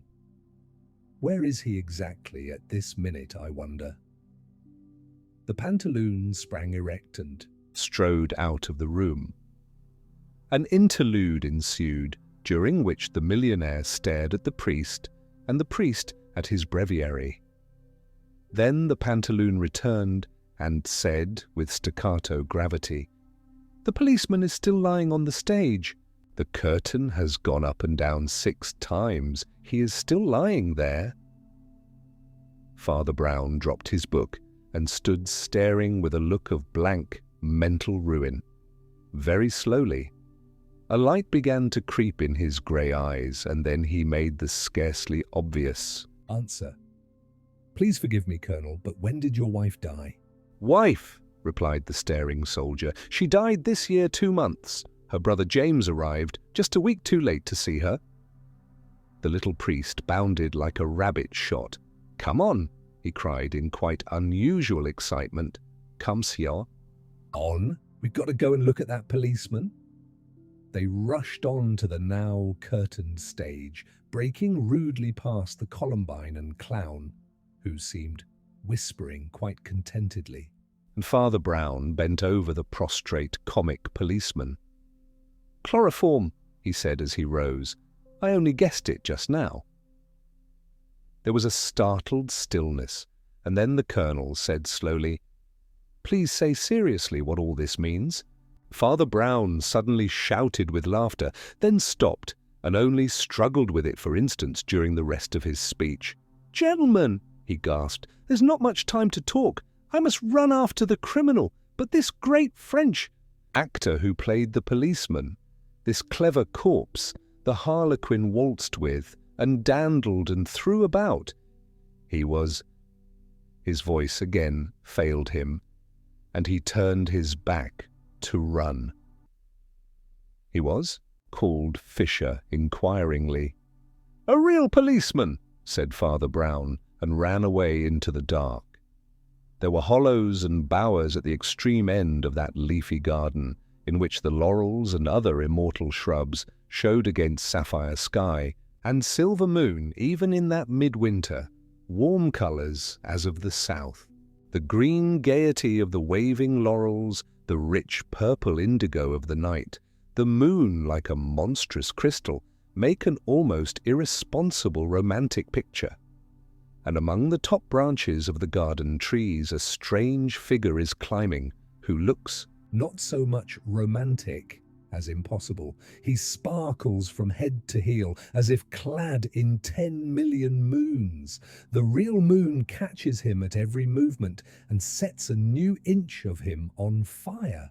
But he swings, flashing and successful, from the short tree in this garden to the tall, rambling tree in the other, and only stops there because a shade has slid under the smaller tree and has unmistakably called up to him. "Well, Flambeau," says the voice, "you really look like a flying star, but that always means a falling star at last." The silver, sparkling figure above seems to lean forward in the laurels and, confident of escape, listens to the little figure below. "You never did anything better, Flambeau. It was clever to come from Canada, with a Paris ticket, I suppose, just a week after Mrs. Adams died, when no one was in a mood to ask questions. It was cleverer to have marked down the flying stars and the very day of Fisher's coming. But there's no cleverness, but mere genius in what followed. Stealing! The stones, I suppose, was nothing to you. You could have done it by sleight of hand in 100 other ways, besides that pretense of putting a paper donkey's tail to Fisher's coat, but in the rest you clipsed yourself. The silvery figure among the green leaves seems to linger, as if hypnotized. Though his escape is easy behind him, he is staring at the man below. "Oh yes," says the man below, "I know all about it. I know you not only forced the pantomime, but put it to a double use. You were going to steal the stones quietly. News came by an accomplice that you were already suspected, and a capable police officer was coming to rout you. Up that very night, a common thief would have been thankful for the warning and fled, but you are a poet. You already had the clever notion of hiding the jewels in a blaze of false stage jewelry. Now you saw that if the dress were a harlequin, the appearance of a policeman would be quite in keeping. The worthy officer started from Putney Police Station to find you and walked into the queerest trap ever set in this world. When the front door opened, he walked straight on to the stage of a Christmas pantomime where he could be kicked, clubbed, stunned, and drugged by the dancing harlequin amid roars of laughter from all the most respectable people in Putney. Oh, you will never do anything better. And now, by the way, you might give me back those diamonds." The green branch on which the glittering figure swung rustled as if in astonishment. But the voice went on. "I want you to give them back, Flambeau, and I want you to give up this life. There is still youth and honour and humour in you. Don't fancy they will last in that trade. Men may keep a sort of level of good, but no man has ever been able to keep on one level of evil. That road goes down and down. The kind man drinks and turns cruel. The frank man kills and lies about it. Many a man I've known started like you, to be an honest outlaw, a merry robber of the rich, and ended stamped into slime. Maurice Blum started out as an anarchist of principle, a father Of the poor. He ended a greasy spy and talebearer that both sides used and despised. Harry Burke started his free money movement sincerely enough. Now he's sponging on a half-starved sister for endless brandies and sodas. Lord Amber went into wild society, in a sort of chivalry. Now he's paying blackmail to the lowest vultures in London. Captain Barillon was the great gentleman Apache before your time. He died in a madhouse, screaming with fear of the narcs and receivers that had betrayed him and hunted him down. I know the woods look very free behind you, Flambeau. I know that in a flash you could melt into them like a monkey, but some day you will be an old grey monkey, Flambeau. You will sit up in your free forest cold at heart and close to death, and the treetops will be very bare. Everything continued still, as if the small man below held the other in the tree in some long, invisible leash. And he went on.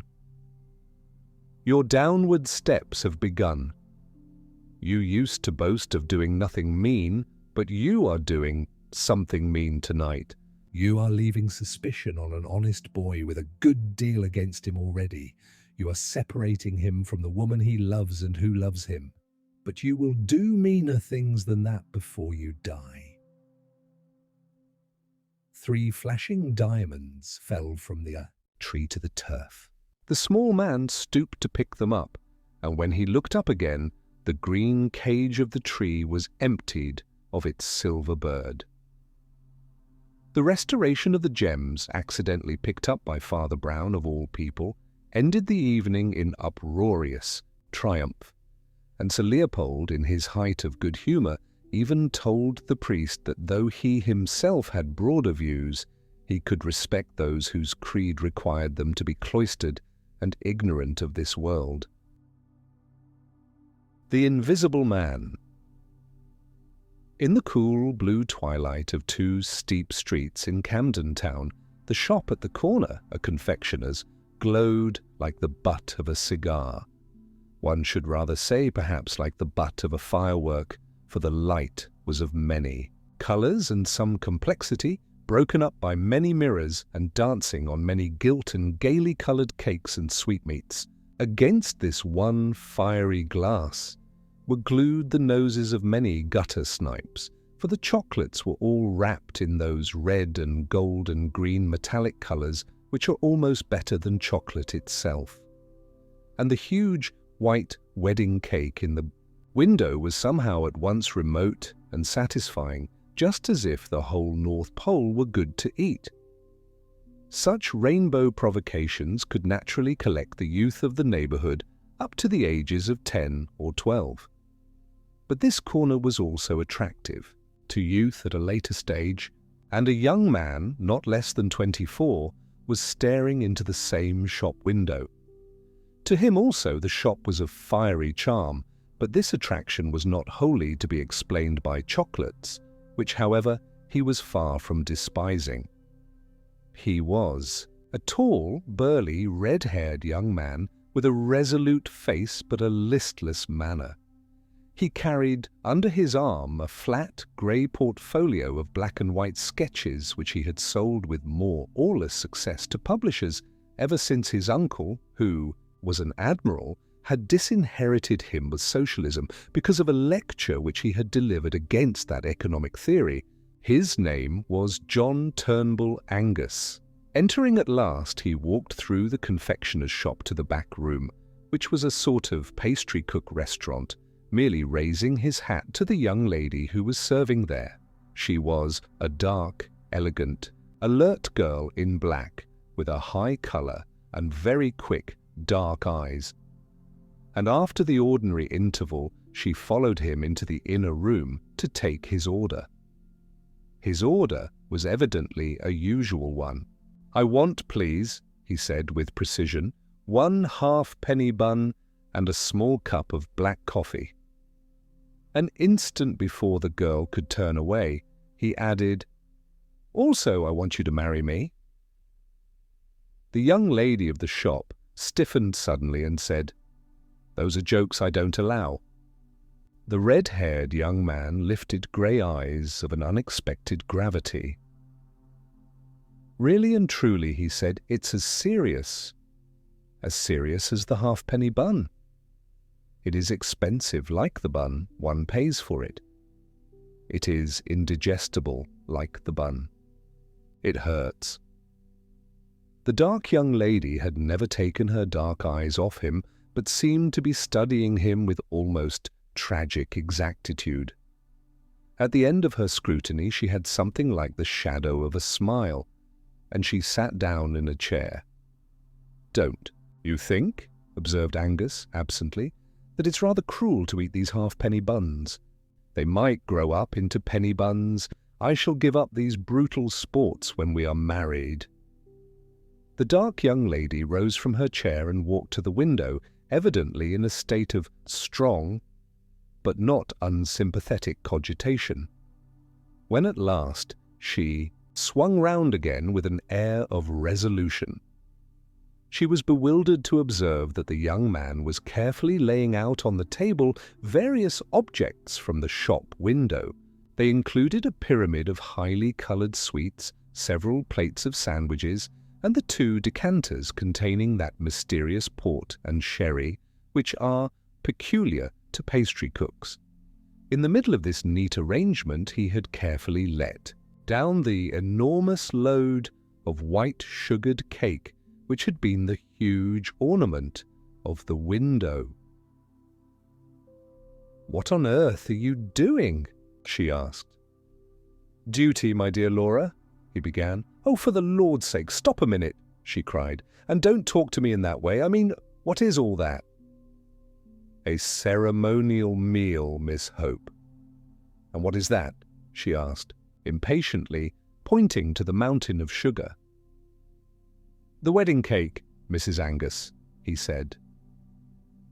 The girl marched to that article, removed it with some clatter, and put it back in the shop window. She then returned, and, putting her elegant elbows on the table, regarded the young man, not unfavourably, but with considerable exasperation. "You don't give me any time to think," she said. "I'm not such a fool," he answered. "That's my Christian humility." She was still looking at him, but she had grown considerably graver behind the smile. "Mr. Angus," she said steadily, "before there is a minute more of this nonsense, I must tell you something about myself as shortly as I can." "Delighted," replied Angus gravely. "You might tell me something about myself too while you're about it." "Oh, do hold your tongue and listen," she said. "It's nothing that I'm ashamed of, and it isn't even anything that I'm specially sorry about. But what would you say if there was something that is no business of mine and yet is my nightmare?" "In that case," said the man seriously, "I should suggest that you bring back the cake." "Well, you must listen to the story first," said Laura persistently. "To begin with, I must tell you that my father owned the inn called the Red Fish at Ludbury, and I used to serve people in the bar. I have often wondered," he said, "why there was a kind of a Christian air about this one confectioner's shop. Ludbury is a sleepy, grassy little hole in the eastern counties, and the only kind of people who ever came to the Red Fish were occasional commercial travellers, and for the rest, the most awful people you can see, only you've Never seen them.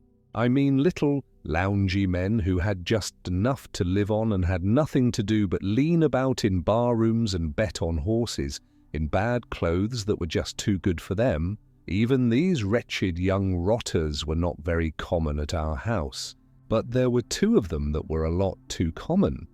Common in every sort of way.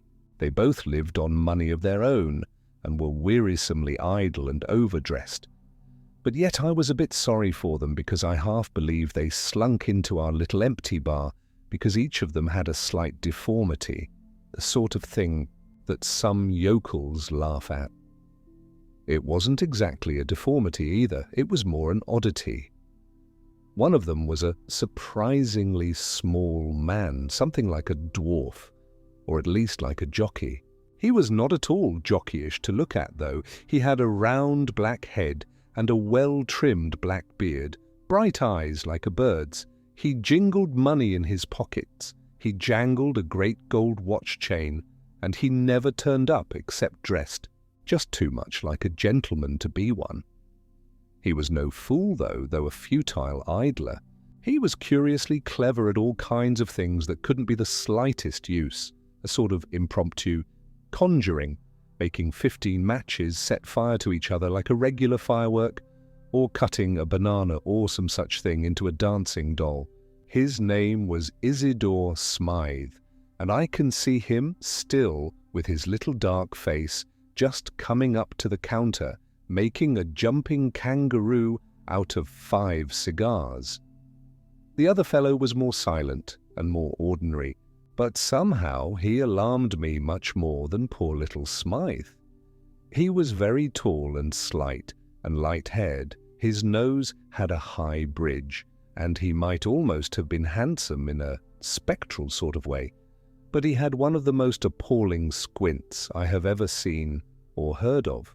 When he looked straight at you, you didn't know where you were yourself, let alone what he was looking at. I fancy this sort of disfigurement embittered the poor chap a little, for while Smythe was ready to show off his monkey tricks anywhere, James Welkin, that was the squinting man's name, never did anything except soak in our bar parlour and go for great walks by himself in the flat grey country all round. All the same, I think Smythe, too, was a little sensitive about being so small, though he carried it off more smartly. And so it was that I was really puzzled, as well as startled and very sorry, when they both offered to marry me in the same week. Well, I did what I've since thought was perhaps a silly thing, but after all, these freaks were my friends in a way, and I had a horror of their thinking I refused them for the real reason, which was that they were so impossibly ugly. So I made up some gas of another sort about never meaning to marry anyone who hadn't carved his way in the world. I said it was a point of principle with me not to live on money that was just inherited like theirs. 2 days after I had talked in this well-meaning sort of way, the whole trouble began. The first thing I heard was that both of them had gone off to seek their fortunes, as if they were in some silly fairy tale. Well, I've never seen either of them from that day to this. But I've had 2 letters from the little man called Smythe, and really they were rather exciting. Ever heard of the other man? Asked Angus. No, he never wrote, said the girl, after an instant's hesitation. Smythe's first letter was simply to say that he had started out walking with Welkin to London, but Welkin was such a good walker that the little man dropped out of it and took a rest by the roadside. He happened to be picked up by some travelling show, and partly because he was nearly a dwarf and partly because he was really a clever little wretch, he got on quite well in the show business and was soon sent up to the aquarium to do some tricks that I forget. That was his first letter. His second was much more of a startler, and I only got it last week. The man called Angus emptied his coffee cup and regarded her with mild and patient eyes. Her own mouth took a slight twist of laughter as she resumed. I suppose you've seen on the hoardings all about this Smythe's silent service, or you must be the only person that hasn't. Oh, I don't know much about it. It's some clockwork invention for doing all the housework by machinery. You know the sort of thing. Press a button, a butler who never drinks. Turn a handle, 10 housemaids who never flirt. You must have seen the advertisements. Well, whatever these machines are, they are making pots of money, and they are making it all for that little imp whom I knew down in Ludbury. I can't help feeling pleased the poor little chap has fallen on his feet. But the plain fact is, I'm in terror of his turning up any minute and telling me he's carved his way in the world, as he certainly has. And the other man? Repeated Angus with a sort of obstinate quietude. Laura Hope got to her feet suddenly. My friend, she said, I think you are a witch. Yes, you're quite right. I have not seen a line of the other man's writing. And I have no more notion than the dead of what or where he is. But it is of him that I am frightened. It is he who is all about my path. It is he who has half driven me mad. Indeed, I think he has driven me mad. For I have felt him where he could not have been, and I have heard his voice when he could not have spoken. Well, my dear, said the young man cheerfully, if he were Satan himself, he is done for now. You have told somebody. One goes. Mad all alone, old girl, but when was it you fancied you felt and heard our squinting friend? I heard James Welkin laugh as plainly as I hear you speak, said the girl steadily. There was nobody there, for I stood just outside the shop at the corner and could see down both streets at once. I had forgotten how he laughed, though his laugh was as odd as his squint. I had not thought of him for nearly a year, but it's a solemn truth that a few seconds later the first letter came from his rival. Did you ever make the spectre speak or squeak or anything? Asked Angus with some interest. Laura suddenly shuddered and then said with an unshaken voice, Yes, just when I had finished reading the second letter from Isidore Smythe announcing his success. Just then I heard Welkin say, He shan't have you, though. It was quite plain, as if he were in the room. It is awful. I think I must be mad. If you really were mad, said the young man, you would think you must be sane. But certainly, there seems to me to be something. A little rum about this unseen gentleman? 2 heads are better than one, I spare you allusions to any other organs, and really, if you would allow me, as a sturdy, practical man, to bring back the wedding cake out of the window." Even as he spoke, there was a sort of steely shriek in the street outside, and a small motor, driven at devilish speed, shot up to the door of the shop and stuck there. In the same flash of time, a small man in a shiny top hat stood stamping in the outer room. Angus, who had hitherto maintained hilarious ease from motives of mental hygiene, revealed the strain of his soul by striding abruptly out of the inner room and confronting the newcomer. A glance at him was quite sufficient to confirm the savage guesswork of a man in love. This very dapper but dwarfish figure, with the spike of black beard carried insolently forward, the clever, unrestful eyes, the neat but very nervous fingers, could be none other than the man just described to him, Isidore Smythe, who made dolls out of banana skins and matchboxes, Isidore Smythe, who made millions out of undrinking butlers and unflirting housemaids of metal. For a moment, the two men, instinctively understanding each other's air of possession, looked at each other with that curious cold generosity which is the soul of rivalry. Mr. Smythe, however, made no allusion to the ultimate ground of their antagonism, but said, simply and explosively, "Has Miss Hope seen that thing on the window?" "On the window?" repeated the staring Angus. "There's no time to explain other things," said the small millionaire shortly. "There's some tomfoolery going on here that has to be investigated." He pointed his polished walking stick at the window, recently depleted by the bridal preparations of Mr. Angus, and that gentleman was astonished to see along the front of the glass a long strip of paper pasted, which had certainly not been on the window when he looked through it some time before. Following the energetic Smythe outside into the street, he found that some yard and a half of stamp paper had been carefully gummed along the glass outside, and on this was written, in straggly characters, "If you marry Smythe, he will die." "Laura," said Angus, putting his big red head into the shop, "you're not mad?" "It's the writing of that fellow Welkin," said Smythe gruffly. "I haven't seen him for years, but he's always bothering me.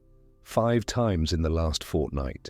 He's had threatening letters left at my flat, and I can't even find out who leaves them, let alone if it is Welkin himself. The porter of the flat swears that no suspicious characters have been seen, and here he has pasted up a sort of dado on a public shop window, while the people in the shop—" "Quite so," said Angus modestly, "while the people in the summer shop were having tea. Well, sir, I can assure you I appreciate your common sense in dealing so directly with the matter. We can talk about other things afterwards. The fellow cannot be very far off yet, for I swear there was no paper there when I went last to the window 10 or 15 minutes ago. On the other hand, he's too far off to be chased, as we don't even know the direction. If you'll take my advice, Mr. Smythe, you'll put this at once in the hands of some energetic inquiry man, private rather than public. I know an extremely clever fellow who has set up in business 5 minutes from here in your car. His name's Flambeau, and though his youth was a bit stormy, he's a strictly honest man now, and his brains are worth money. He lives in Lucknow." Mansions, Hampstead. "That is odd," said the little man, arching his black eyebrows. "I live myself in Himalaya. Mansions round the corner. Perhaps you might care to come with me. I can go to my rooms and sort out these queer Welkin documents while you run round and get your friend the detective." "You're very good," said Angus politely. "Well, the sooner we act, the better." Both men, with a queer kind of impromptu fairness, took the same sort of formal farewell of the lady, and both jumped into the brisk little car.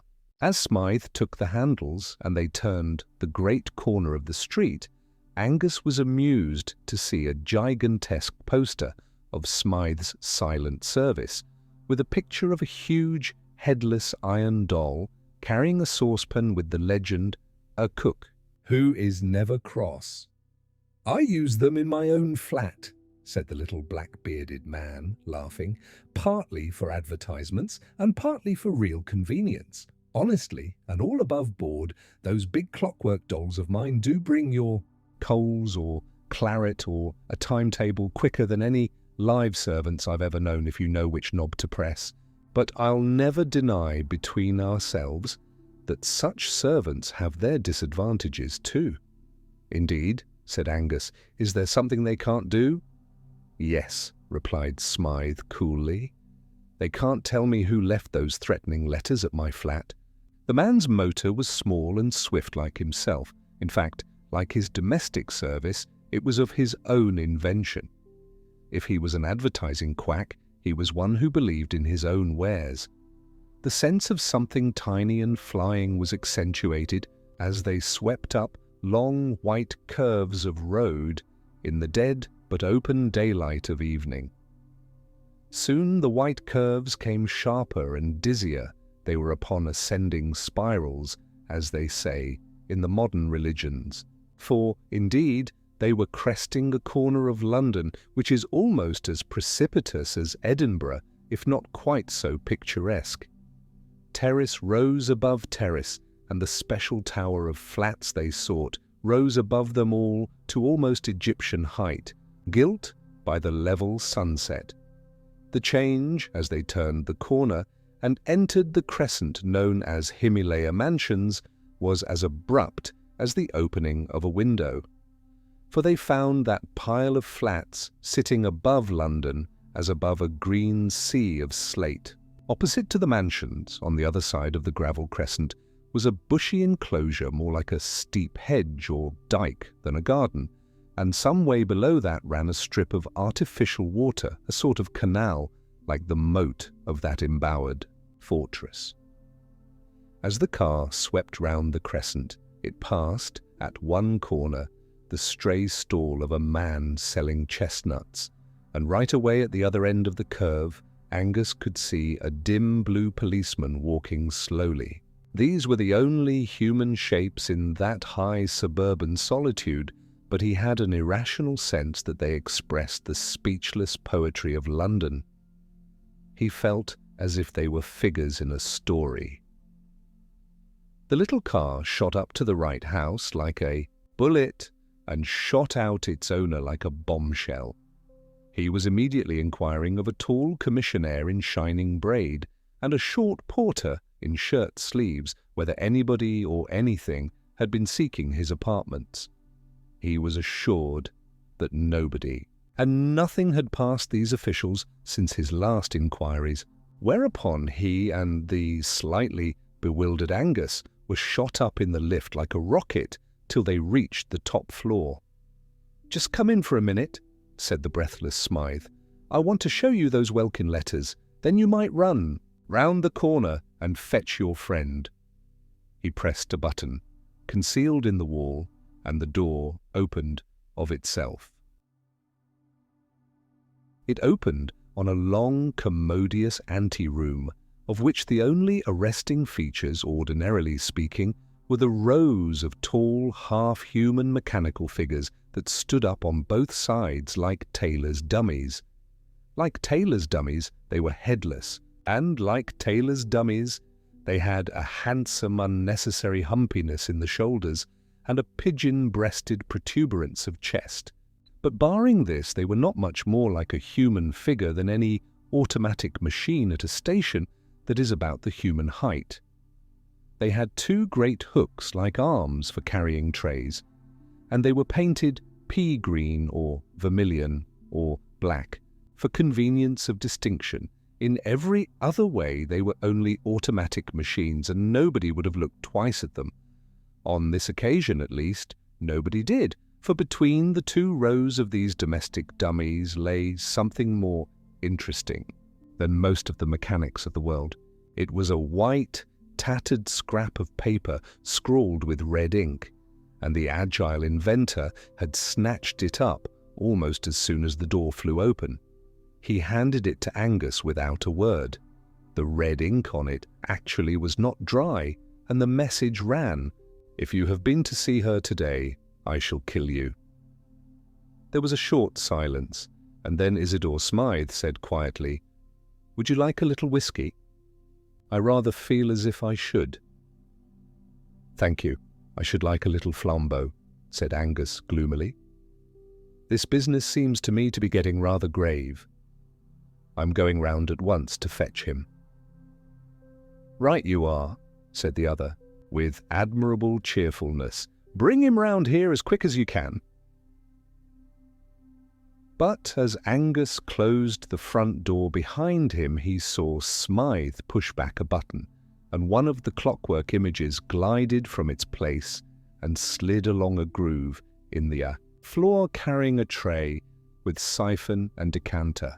There did seem something a trifle weird about leaving the little man alone among those dead servants who were coming to life as the door closed. 6 steps down from Smythe's landing, the man in shirt sleeves was doing something with a pail. Angus stopped to extract a promise, fortified with a prospective bribe, that he would remain in that place until the return with the detective and would keep count of any kind of stranger coming up those stairs. Dashing down to the front hall, he then laid similar charges of vigilance on the commissionaire at the front door, from whom he learned the simplifying circumstances that there was no back door. Not content with this, he captured the floating policeman and induced him to stand opposite the entrance and watch it, and finally paused an instant for a pennyworth of chestnuts and an inquiry as to the probable length of the merchant's stay in the neighbourhood. The chestnut seller, turning up the collar of his coat, told him he should probably be moving shortly, as he thought it was going to snow. Indeed, the evening was growing grey and bitter. But Angus, with all his eloquence, proceeded to nail the chestnut man to his post. "Keep yourself warm on your own chestnuts," he said earnestly. "Eat up your whole stock. I'll make it worth your while. I'll give you a sovereign if you'll wait here till I come back, and then tell me whether any man, woman, or child has gone into that house where the commissionaire is standing." He then walked away smartly with a last look at the besieged tower. "I've made a ring round that room anyhow," he said. "They can't all 4 of them be Mr. Welkin's accomplices." Lucknow Mansions were, so to speak, on a lower platform of that hill of houses of which Himalaya Mansions might be called the peak. Mr. Flambeau's semi-official flat was on the ground floor, and presented in every way a marked contrast to the American machinery and cold hotel-like luxury of the flat of the Silent Service. Flambeau, who was a friend of Angus, received him in a rococo artistic den behind his office, of which the ornaments were sabres, harquebuses, Eastern curiosities, flasks of Italian wine, savage cooking pots, a plumy Persian cat, and a small, dusty-looking Roman Catholic priest who looked particularly out of place. "This is my friend Father Brown," said Flambeau. "I've often wanted you to meet him. Splendid weather this, a little cold for southerners like me." "Yes, I think it will keep clear," said Angus, sitting down on a violet-striped Eastern ottoman. "No," said the priest quietly. "It has begun to snow." And indeed, as he spoke, the first few flakes foreseen by the man of chestnuts began to drift across the darkening window pane. "Well," said Angus heavily, "I'm afraid I've come on business, and rather jumpy business at that. The fact is, Flambeau, within a stone's throw of your house is a fellow who badly wants your help. He's perpetually being haunted and threatened by an invisible enemy, a scoundrel whom nobody has even seen." As Angus proceeded to tell the whole tale of Smythe and Welkin, beginning with Laura's story and going on with his own, the supernatural laugh at the corner of two empty streets, the strange, distinct words spoken in an empty room, flambeau, grew more and more vividly concerned, and the little priest seemed to be left out of it, like a piece of furniture. When it came to the scribbled stamp paper pasted on the window, flambeau rose, seeming to fill the room with his huge shoulders. "If you don't mind," he said, "I think you had better tell me the rest on the nearest road to this man's house. It strikes me somehow that there is no time to be lost." "Delighted," said Angus, rising also, "though he's safe enough for the present, for I've set 4 men to watch the only hole to his burrow." They turned out into the street, the small priest trundling after them with the docility of a small dog. He merely said, in a cheerful way, like one making conversation, how quick the snow gets thick on the ground. As they threaded the steep side streets already powdered with silver, Angus finished his story, and by the time they reached the crescent with the towering flats, he had leisure to turn his attention to the 4 sentinels. The chestnut seller, both before and after receiving a sovereign, swore stubbornly that he had watched the door and seen no visitor enter. The policeman was even more emphatic. He said he had had experience of crooks of all kinds in top hats and in rags. He wasn't so green as to expect suspicious characters to look suspicious. He looked out for anybody, and, so help him, there had been nobody. And when all 3 men gathered round the gilded commissionaire, who still stood smiling astride of the porch, the verdict was more final till. "I've got a right to ask any man, duke or dustman, what he wants in these flats," said the genial and gold-laced giant, "and I'll swear there's been nobody to ask since this gentleman went away." The unimportant Father Brown, who stood back, looking modestly at the pavement, here ventured to say meekly, "Has nobody been up and down stairs then since the snow began to fall? It began while we were all round at flambeaus." "Nobody's been in here, sir, you can take it from me," said the official with beaming authority. "Then I wonder what that is," said the priest, and stared at the ground blankly like a fish. The others all looked down also, and Flambeau used a fierce exclamation and a French gesture. For it was unquestionably true that down the middle of the entrance guarded by the man, in gold, lace actually, between the arrogant, stretched legs of that colossus ran a stringy pattern of grey footprints stamped upon the white snow. "God!" cried Angus involuntarily. "The Invisible Man!" Without another word, he turned and dashed up the stairs, with Flambeau following, but farther. Brown still stood looking about him in the snow-clad street, as if he had lost interest in his query. Flambeau was plainly in a mood to break down the door with his big shoulders. But the Scotchman, with more reason, if less intuition, fumbled about on the frame of the door till he found the invisible button, and the door swung slowly open.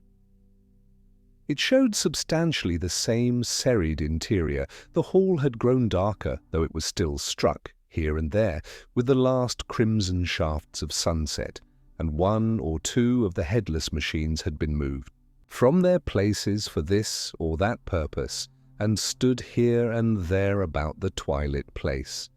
The green and red of their coats were all darkened in the dusk, and their likeness to human shapes slightly increased by their very shapelessness. But in the middle of them all, exactly where the paper with the red ink had lain, there lay something that looked like red ink spilt out of its bottle. But it was not red ink. With a French combination of reason and violence, Flambeau simply said, "Murder!" and plunging into the flat, had explored every corner and cupboard of it in 5 minutes. But if he expected to find a corpse, He found none. Isidore Smythe was not in the place, either dead or alive. After the most tearing search, the two men met each other in the outer hall with streaming faces and staring eyes. "My friend," said Flambeau, talking French in his excitement, "not only is your murderer invisible, but he makes invisible also the murdered man." Angus looked round at the dim room full of dummies, and in some Celtic corner of his Scotch soul, a shudder started. One of the life-size dolls stood immediately overshadowing the bloodstain, summoned perhaps by the slain man an instant before he fell. One of the high-shouldered hooks that served the thing for arms was a little lifted, and Angus had suddenly the horrid fancy that poor Smythe's own iron child had struck him down. Matter had rebelled, and these machines had killed their master. But even so, what had they done with him? "Eaten him," said the nightmare at his ear. And he sickened for an instant at the idea of rent, human remains absorbed and crushed into all that acephalous clockwork, remental world. He recovered his mental health by an emphatic effort, and said to Flambeau, "Well, there it is. The poor fellow has evaporated like a cloud and left a red streak on the floor. The tale does not belong to this world." "There is only one thing to be done," said Flambeau, "whether it belongs to this world or the other. I must go down and talk to my friend."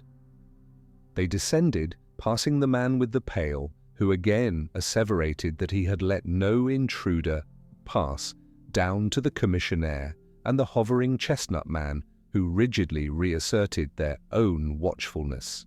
But when Angus looked round for his fourth confirmation, he could not see it, and called out with some nervousness, "Where is the policeman?"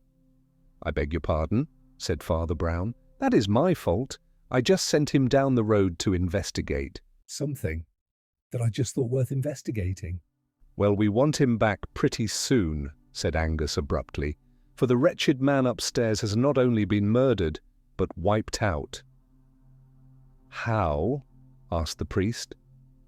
"Father," said Flambeau after a pause, "upon my soul I believe it is more in your department than mine. No friend or foe has entered the house, but Smythe is gone, as if stolen by the fairies. If that is not supernatural, As he spoke, they were all checked by an unusual sight. The big blue policeman came round the corner of the crescent. "Running, he came straight up to Brown." "You're right, sir," he panted. "They've just found poor Mr. Smythe's body in the canal down below." Angus put his hand wildly to his head.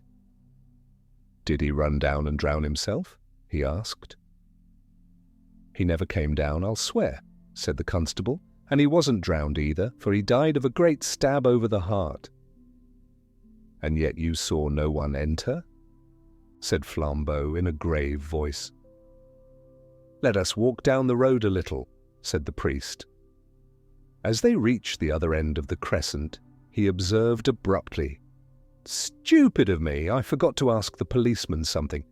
I wonder if they found a light brown sack." "Why a light brown sack?" asked Angus, astonished. "Because if it was any other coloured sack, the case must begin over again," said Father Brown. "But if it was a light brown sack, why, the case is finished." "I am pleased to hear it," said Angus with hearty irony. "It hasn't begun, so far as I am concerned."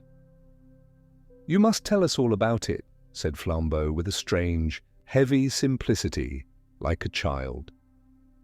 Unconsciously, they were walking with quickening steps down the long sweep of road on the other side of the high crescent, Father Brown leading briskly, though in silence. At last he said, with an almost touching vagueness, "Well, I'm afraid you'll think it so prosy. We always begin at the abstract end of things, and you can't begin this story anywhere else. Have you ever noticed this, byG, that people never answer what you say? They answer what you mean, or what they think you mean. Suppose one lady says to another in a country house, Is anybody staying with you? The lady doesn't answer. Yes. The butler, the 3 footmen, the parlour-maid, and so on, though the parlour-maid may be in the room, or the butler behind her, chair.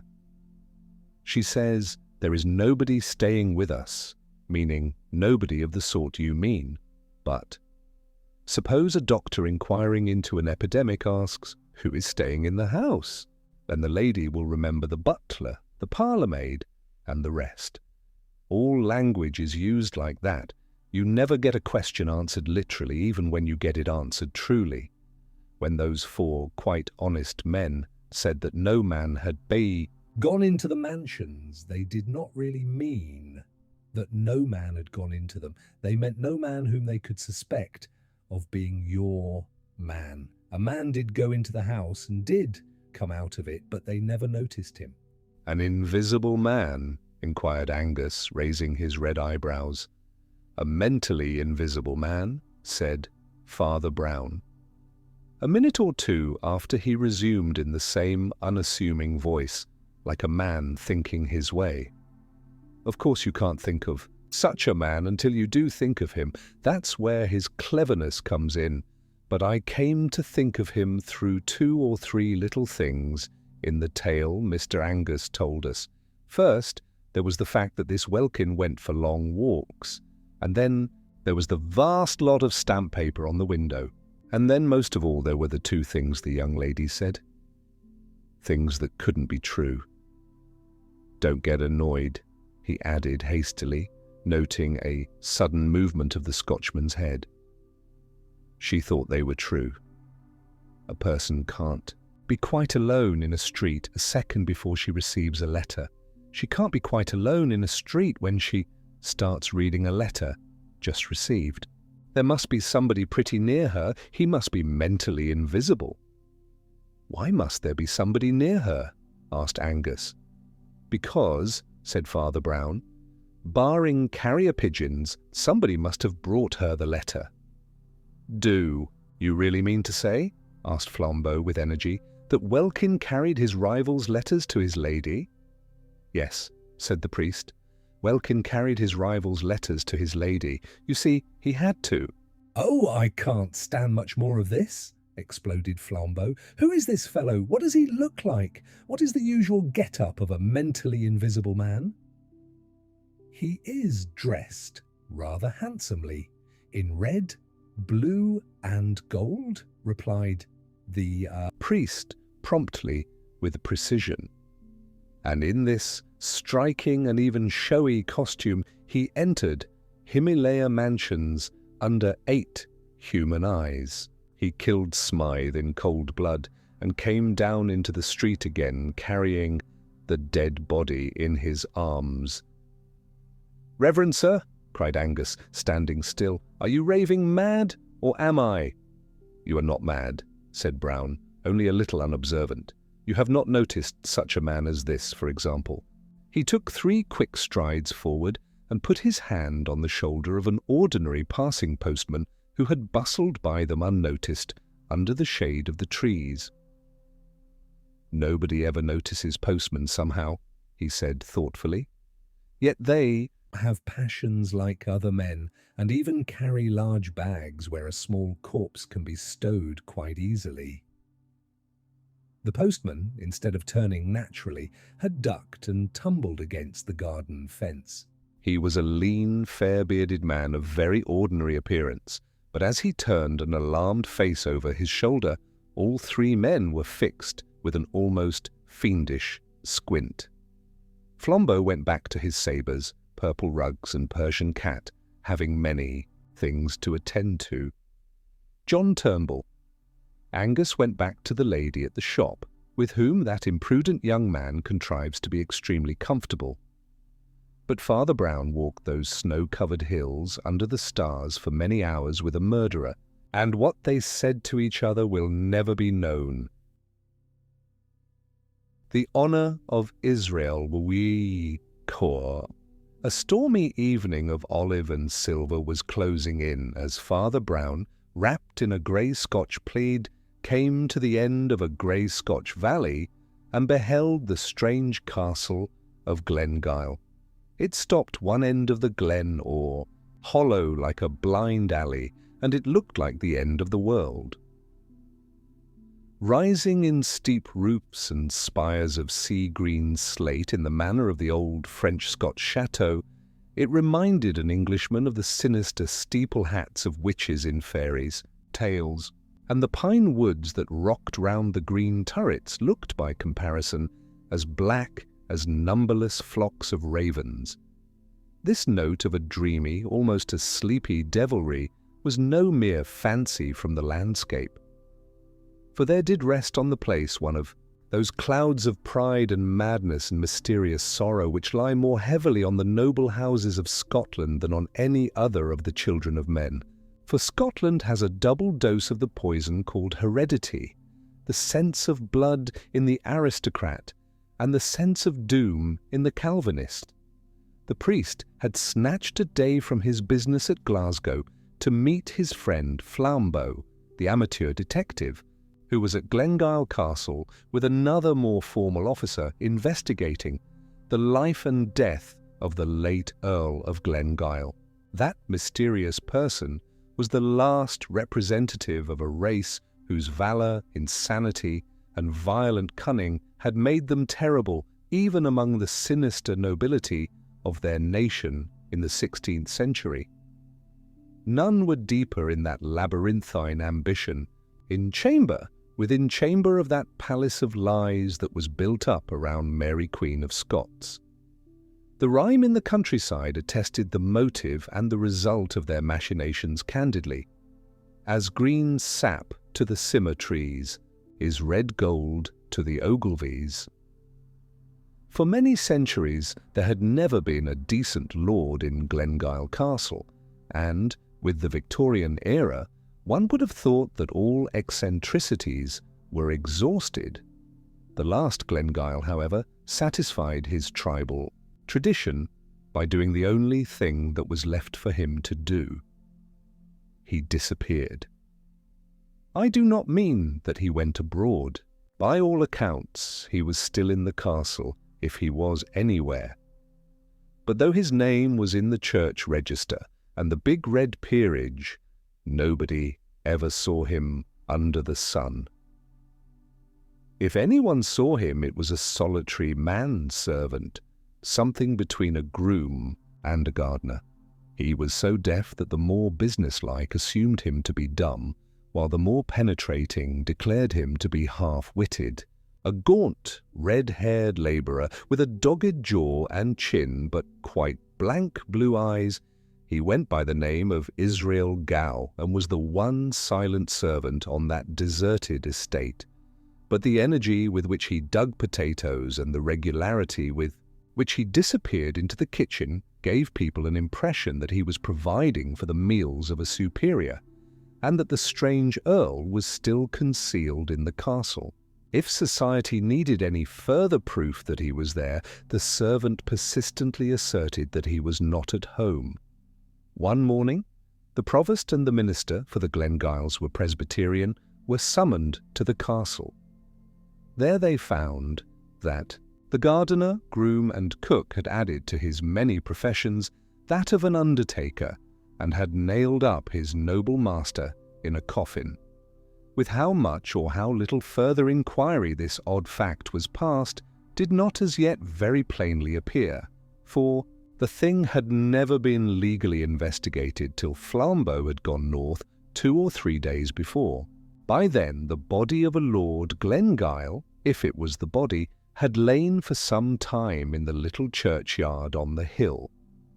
As Father Brown passed through the dim garden and came under the shadow of the chateau, the clouds were thick and the whole air damp and thundery. Against the last stripe of the green-gold sunset, he saw a black human silhouette, a man in a chimney-pot hat with a big spade over his shoulder. The combination was queerly suggestive of a sexton, but when Brown remembered the deaf servant who dug potatoes, he thought it natural enough. He knew something of the Scotch peasant. He knew the respectability which might well feel it necessary to wear blacks for an official inquiry, He knew also the economy that would not lose an hour's digging for that, even. The man's start and suspicious stare as the priest went by were consonant enough with the vigilance and jealousy of such a type. The great door was opened by Flambeau himself, who had with him a lean man with iron-grey hair and papers, in his hand Inspector Craven from Scotland Yard. The entrance hall was mostly stripped and empty, but the pale, sneering faces of one or two of the wicked Ogilvies looked down out of black periwigs and blackening canvas. Following them into an inner room, Father Brown found that the allies had been seated at a long oak table, of which their end was covered with scribbled papers, flanked with whisky and cigars. Through the whole of its remaining length, it was occupied by detached objects arranged at intervals, objects about as inexplicable as any objects could be. One looked like a small heap of glittering broken glass, another looked like a high heap of brown dust, a third appeared to be a plain stick of wood. "You seem to have a sort of geological museum here," he said, as he sat down, jerking his head, briefly in the direction of the brown dust and the crystalline fragments. "Not a geological museum," replied Flambeau. "Say a psychological museum?" "Oh, for the Lord's sake," cried the police detective, laughing. "Don't let's begin with such long words." "Don't you know what psychology means?" asked Flambeau with friendly surprise. "Psychology means being off your chump." "Still, I hardly follow," replied the official. "Well," said Flambeau with decision, "I mean that we've only found out one thing about Lord Glengyle. He was a maniac." The black silhouette of Gow with his top hat and spade passed, the window dimly outlined against the darkening sky. Father Brown stared passively at it and answered, "I can understand there must have been something odd about the man, or he wouldn't have buried himself alive, nor been in such a hurry to bury himself dead. But what makes you think it was lunacy?" "Well," said Flambeau, "you just listen to the list of things Mr. Craven has found in the house." "We must get a candle," said Craven suddenly. "A storm is getting up, and it's too dark." "To read. Have you found any candles?" asked Brown, smiling, "among your oddities?" Flambeau raised a grave face and fixed his dark eyes on his friend. "That is curious too," he said. 25 candles and not a trace of a candlestick." In the rapidly darkening room and rapidly rising wind, Brown went along the table to where a bundle of wax candles lay among the other scrappy exhibits. As he did so, he bent accidentally over the heap of red-brown dust, and a sharp sneeze cracked the silence. "Hello," he said. "Snuff." He took one of the candles, lit it carefully, came back and stuck it in the neck of the whisky bottle. The unrestful night air, blowing through the crazy window, waved the long flame like a banner. And on every side of the castle they could hear the miles and miles of black pine wood seething like a black sea around a rock. "I will read the inventory," began Craven gravely, picking up one of the papers. "The inventory of what we found, loose and unexplained in the castle. You are to understand that the place generally was dismantled and neglected, but 1 or 2 rooms had plainly been inhabited in a simple but not squalid style by somebody who was not the servant Gow. The list is as follows. First item, a very considerable hoard of precious stones, nearly all diamonds, and all of them loose, without any setting whatever. Of course, it is natural that the Ogilvies should have family jewels, but those are exactly the jewels that are almost always set in particular articles of ornament. The Ogilvies would seem to have kept theirs loose in their pockets like coppers. Second item. Heaps and heaps of loose snuff, not kept in a horn or even a pouch, but lying in. Heaps on the mantelpieces, on the sideboard, on the piano, anywhere. It looks as if the old gentleman would not take the trouble to look in a pocket or lift a lid. Third item.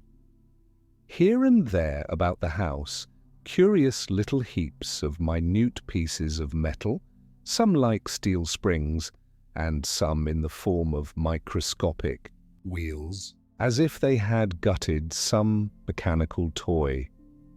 Fourth item, the wax candles, which have to be stuck in bottlenecks because there is nothing else to stick them in. Now I wish you to note how very much queerer all this is than anything we anticipated. For the central riddle we are prepared. We have all seen at a glance that there was something wrong about the last Earl. We have come here to find out whether he really lived here, whether he really died here, whether that red-haired scarecrow who did his burying had anything to do with his dying. But suppose the worst in all this, the most lurid or melodramatic solution you like. Suppose the servant really killed the master, or suppose the master isn't really dead, or suppose the master is dressed up as the servant, or suppose the servant is buried for the master. Invent what Wilkie Collins's tragedy you like, and you still have not explained a candle without a candlestick, or why an elderly gentleman of good family should habitually spill snuff on the piano. The core of the tale we could imagine. It is the fringes that are mysterious. By no stretch of fancy can the human mind connect together snuff and diamonds and wax and loose clockwork. I think I see the connection, said the priest. This Glengyle was mad against the French Revolution. He was an enthusiast for the Ancien Régime and was trying to reenact literally the family life of the last Bourbons. He had snuff because it was the 18th century luxury, wax candles because they were the 18th century lighting. The mechanical bits of iron represent the locksmith hobby of Louis XVI. The diamonds are for the diamond necklace of Marie Antoinette. Both the other men were staring at him with round eyes. "What a perfectly extraordinary notion," cried Flambeau. "Do you really think that is the truth?" "I am perfectly sure it isn't," answered Father Brown. "Only you said that nobody could connect snuff and diamonds and clockwork and candles. I give you that connection offhand. The real truth, I am very sure, lies deeper." He paused a moment and listened to the wailing of the wind in the turrets. Then he said, "The late Earl of Glengyle was a thief. He lived a second and darker life as a desperate housebreaker. He did not have any candlesticks because he only used these candles cut short in the little lantern he carried. The snuff he employed as the fiercest French criminals have used pepper, to fling it suddenly in dense masses in the face of a captor or pursuer. But the final proof is in the curious coincidence of the diamonds and the small steel wheels. Surely that makes everything plain to you. Diamonds and small steel wheels are the only two instruments with which you can cut out a pane of glass. The bough of a broken pine tree lashed heavily in the blast against the window pane behind them as if in parody of a burglar, but they did not turn round. Their eyes were fastened on Father Brown. "Diamonds and small wheels," repeated Craven, ruminating. "Is that all that makes you think it the true explanation?" "I don't think it the true explanation," replied the priest placidly. "But you said that nobody could connect the four things. The true tale, of course, is something much more humdrum.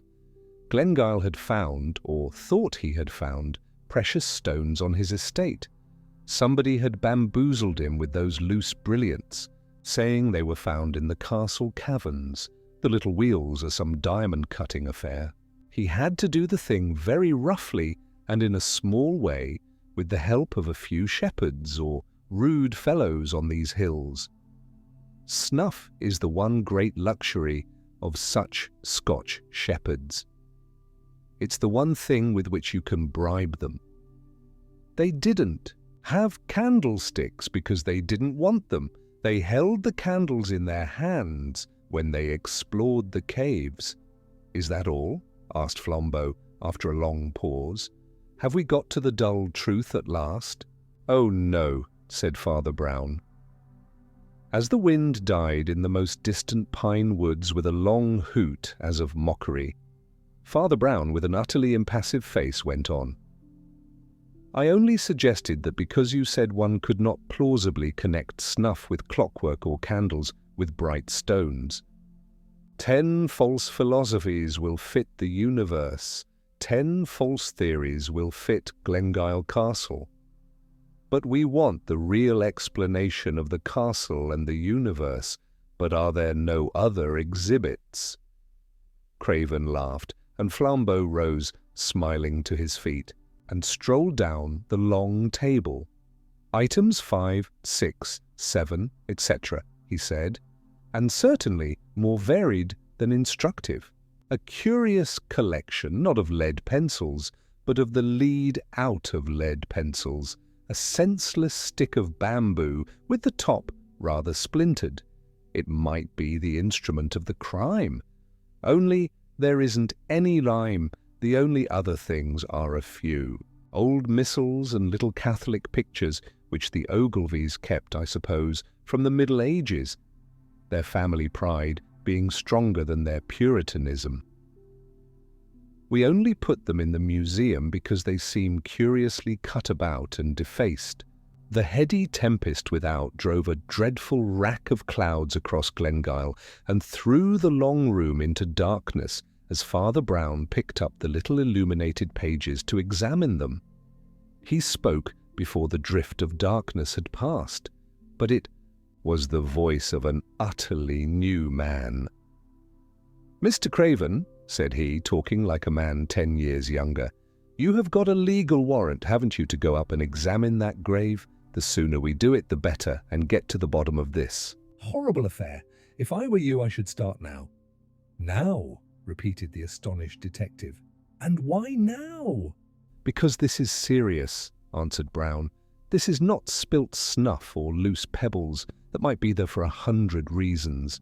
There is only one reason I know of for this being done, and the reason goes down to the roots of the world.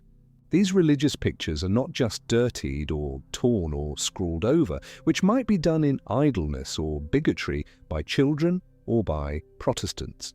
These have been treated very carefully and very queerly. In every place where the great ornamented name of God comes in the old illuminations, it has been elaborately taken out. The only other thing that has been removed is the halo round the head of the child, Jesus. Therefore I say, let us get our warrant and our spade and our hatchet and go." Up and break open that coffin. "What do you mean?" demanded the London officer. "I mean," answered the little priest, and his voice seemed to rise slightly in the roar of the gale. "I mean that the great devil of the universe may be sitting on the top tower of this castle at this moment, as big as 100 elephants, and roaring like the apocalypse.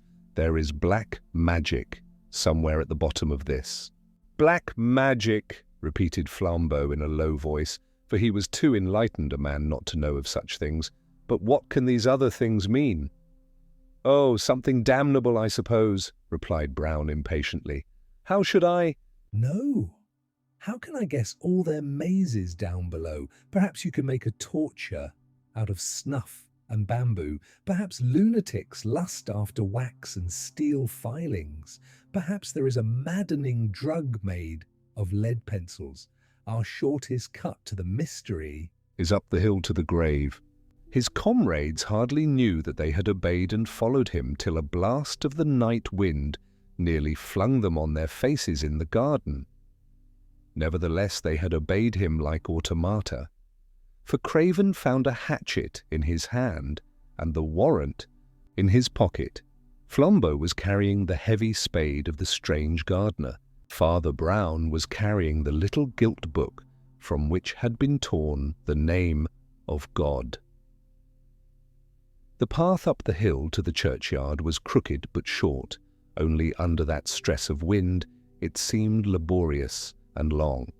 Far as the eye could see, farther and farther as they mounted the slope were seas beyond seas of pines, now all aslope one way under the wind. And that universal gesture seemed as vain as it was vast, as vain as if that wind were whistling about some unpeopled and purposeless planet. Through all that infinite growth of grey-blue forests sang, shrill and high, that ancient sorrow that is in the heart of all heathen things. One could fancy that the voices from the underworld of unfathomable foliage were cries of the lost and wandering pagan gods, gods who had gone roaming in that irrational forest and who will never find their way back to heaven. "You see," said Father Brown in low but easy tone, "Scotch people before Scotland existed were a curious lot. In fact, they're a curious lot still. But in the prehistoric times, I fancy they really worshipped demons. That," he added genially, "is why they jumped at the Puritan theology." "My friend," said Flambeau, turning in a kind of fury, "what does all that snuff mean?" "My friend," replied Brown, with equal seriousness, "there is one mark of all genuine religions, materialism. Now, devil worship is a perfectly genuine religion." They had come up on the grassy scalp of the hill, one of the few bald spots that stood clear of the crashing and roaring pine forest. A mean enclosure, partly timber and partly wire, rattled in the tempest to tell them the border of the graveyard. But by the time Inspector Craven had come to the corner of the grave, and Flambeau had planted his spade point downwards and leaned on it, they were both almost as shaken as the shaky wood and wire. At the foot of the grave grew grey tall thistles, grey and silver in their decay. Once or twice, when a ball of thistledown broke under the breeze and flew past him, Craven jumped slightly as if it had been an arrow.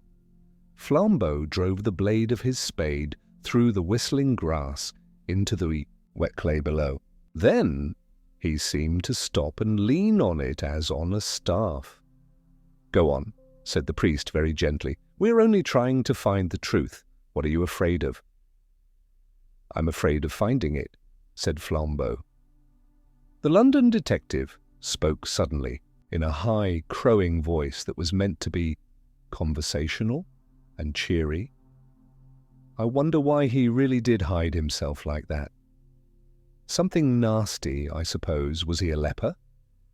"Something worse than that," said Flambeau. "And what do you imagine?" asked the other. "Would be worse than a leper?" "I don't imagine it," said Flambeau. He dug for some dreadful minutes in silence, and then said in a choked voice, "I'm afraid of his not being the right shape." "Nor was that piece of paper, you know," said Father Brown quietly. "And we survived even that piece of paper." Flambeau dug on with a blind energy. But the tempest had shouldered away the choking grey clouds that clung to the hills like smoke and revealed grey fields of faint starlight before he cleared the shape of a rude timber coffin and somehow tipped it up upon the turf. Craven stepped forward with his axe. A thistle-top touched him, and he flinched. Then he took a firmer stride and hacked and wrenched with an energy like Flambeau's till the lid was torn off, and all that was there lay glimmering in the grey starlight. "Bones," said Craven, and then he added, "But it is a man," as if that were something unexpected. "Is he?" asked Flambeau in a voice that went oddly up and down. "Is he all right?" "Seems so," said the officer huskily, bending over the obscure and decaying skeleton in the box. "Wait a minute." A vast heave went over Flambeau's huge figure. "And now I come to think of it," he cried, "why in the name of madness shouldn't he be all right?" What is it gets hold of a man on these cursed cold mountains? I think it's the black, brainless repetition, all these forests and overall an ancient horror of unconsciousness. It's like the dream of an atheist. Pine trees and more pine trees and millions more pine trees. "God!" cried the man by the coffin. "But he hasn't got a head." While the others stood rigid, the priest, for the first time, showed a leap of startled concern. "No head," he repeated. "No head," as if he had almost expected some other deficiency. Half-witted visions of a headless baby born to Glengyle, of a headless youth hiding himself in the castle, of a headless man pacing those ancient halls or that gorgeous garden, passed in panorama through their minds. But even in that stiffened instant the tale took no root in them and seemed to have no reason in it. They stood listening to the loud woods and the shrieking sky, quite foolishly, like exhausted animals. Thought seemed to be something enormous that had suddenly slipped out of their grasp. "There are 3 headless men," said Father Brown, "standing round this open grave." The pale detective from London opened his mouth to speak, and left it open like a yokel, while a long scream of wind tore the sky. Then he looked at the axe in his hands as if it did not belong to him, and dropped it. "Father," said Flambeau in that infantile and heavy voice he used very seldom, "what are we to do?" His friend's reply came with the pent promptitude Of a gun going off. "Sleep," cried Father Brown. "Sleep. We have come to the end of the ways. Do you know what sleep is? Do you know that every man who sleeps believes in God? It is a sacrament, for it is an act of faith, and it is a food, and we need a sacrament, if only a natural one. Something has fallen on us that falls very seldom on men, perhaps the worst thing that can fall on them." Craven's parted lips came together to say, "What do you mean?" The priest had turned his face to the castle as he answered, "We have found the truth, and the truth makes no sense." He went down the path in front of them with a plunging and reckless step, very rare with him, and when they reached the castle again, he threw himself upon sleep with the simplicity of a dog. Despite his mystic praise of slumber, Father Brown was up earlier than anyone else except the silent gardener, and was found smoking a big pipe and watching that expert at his speechless labours in the kitchen garden. Towards daybreak, the rocking storm had ended in roaring rains, and the day came with a curious freshness. The gardener seemed even to have been conversing, but at sight of the detectives he planted his spade sullenly in a bed, and saying something about his breakfast, shifted along the lines of cabbages and shut himself in the kitchen. "He's a valuable man, that," said Father Brown. "He does the potatoes amazingly. Still," he added, with a dispassionate charity, "he has his faults. Which of us hasn't? He doesn't dig this bank quite regularly there, for instance." And he stamped suddenly on one spot. "I'm really very doubtful about that potato." "And why?" asked Craven, amused with the little man's hobby. "I'm doubtful about it," said the other, "because old Gow was doubtful about it himself. He put his spade in methodically in every place but just this. There must be a mighty fine potato just here." Flambeau pulled up the spade and impetuously drove it into the place. He turned up, under a load of soil, something that did not look like a potato, but rather like a monstrous, overdomed mushroom. But it struck the spade with a cold click. It rolled over like a ball and grinned up at them. "The Earl of Glengyle," said Brown sadly, and looked down heavily at the skull. Then, after a momentary meditation, he plucked the spade from Flambeau, and, saying, "We must hide it again," clamped the skull down in the earth. Then he leaned his little body and huge head on the great handle of the spade that stood up stiffly in the earth, and his eyes were empty and his forehead full of wrinkles. "If one could only conceive," he muttered, "the meaning of this last monstrosity." And leaning on the large spade handle, he buried his brows in his hands, as men do in church. All the corners of the sky were brightening into blue and silver. The birds were chattering in the tiny garden trees, so loud it seemed as if the trees themselves were talking, but the three men were silent enough. "Well, I give it all up," said Flambeau at last boisterously. "My brain and this world don't fit each other, and there's an end of it. Snuff, spoilt prayer books, and the insides of musical boxes. What?" Brown threw up his bothered brow and rapped on the spade handle with an intolerance quite unusual with him. "Oh, tut, tut, tut, tut," he cried. "All that is as plain as a pikestaff. I understood. The snuff and clockwork and so on when I first opened my eyes this morning. And since then, I've had it out with old Gow, the gardener, who is neither so deaf nor so stupid as he pretends. There's nothing amiss about the loose items. I was wrong about the torn mass book too, there's no harm in that.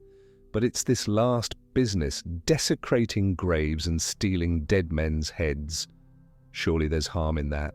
Surely there's black magic still in that. That doesn't fit into the quite simple story of the snuff and the candles." And, striding about again, he smoked moodily. "My friend," said Flambeau with a grim humour, "you must be careful with me and remember I was once a criminal. The great advantage of that estate was that I always made up the story myself and acted it as quick as I chose. This detective business of waiting about is too much for my French impatience.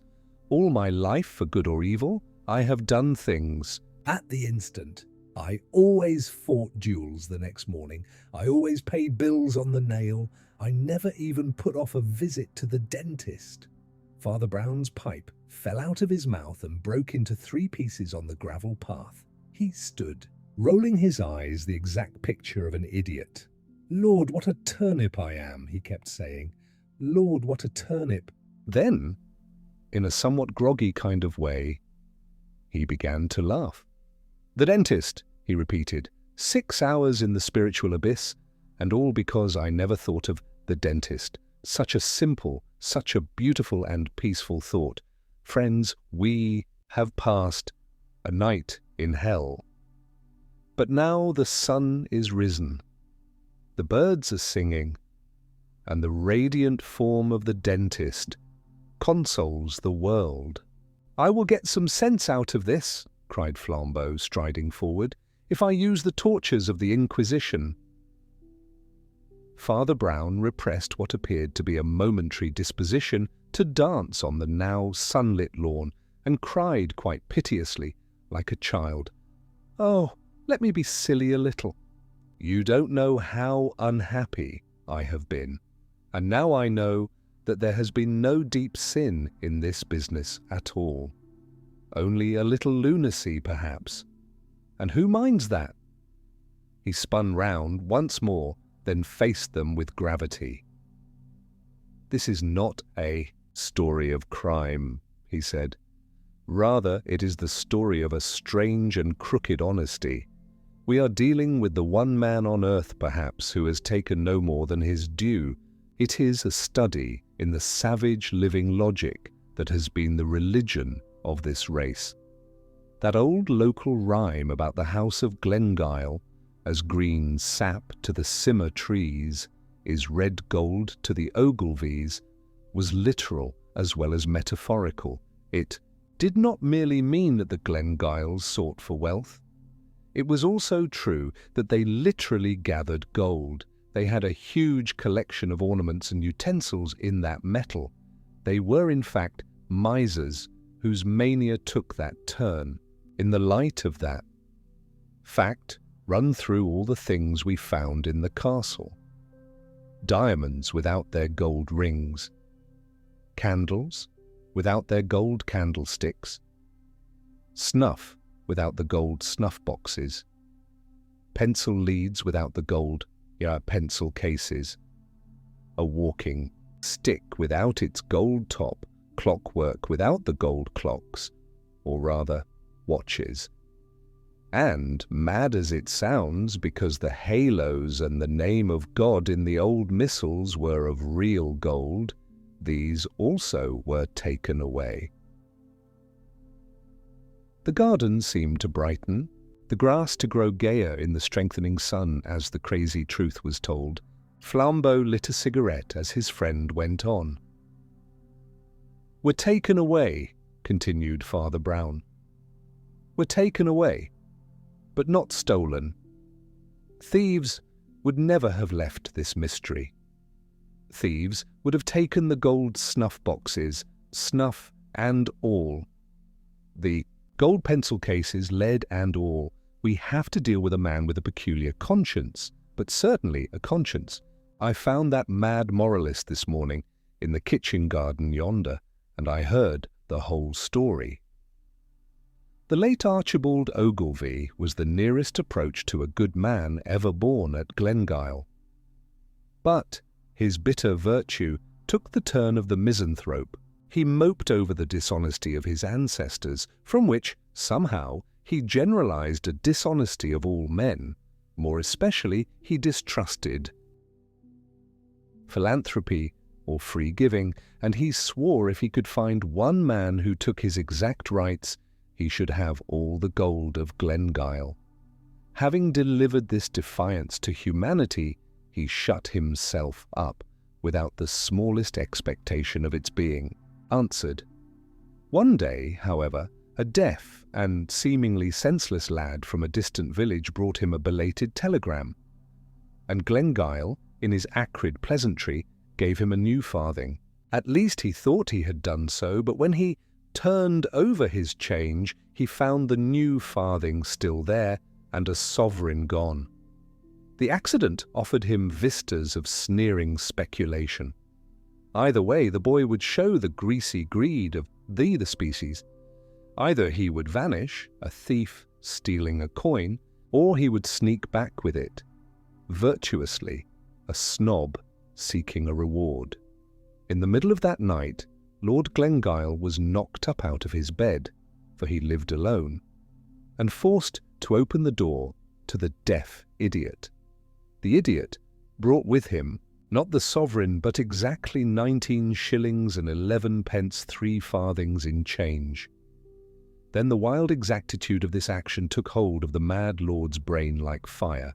He swore he was Diogenes that had long sought an honest man, and at last had found one.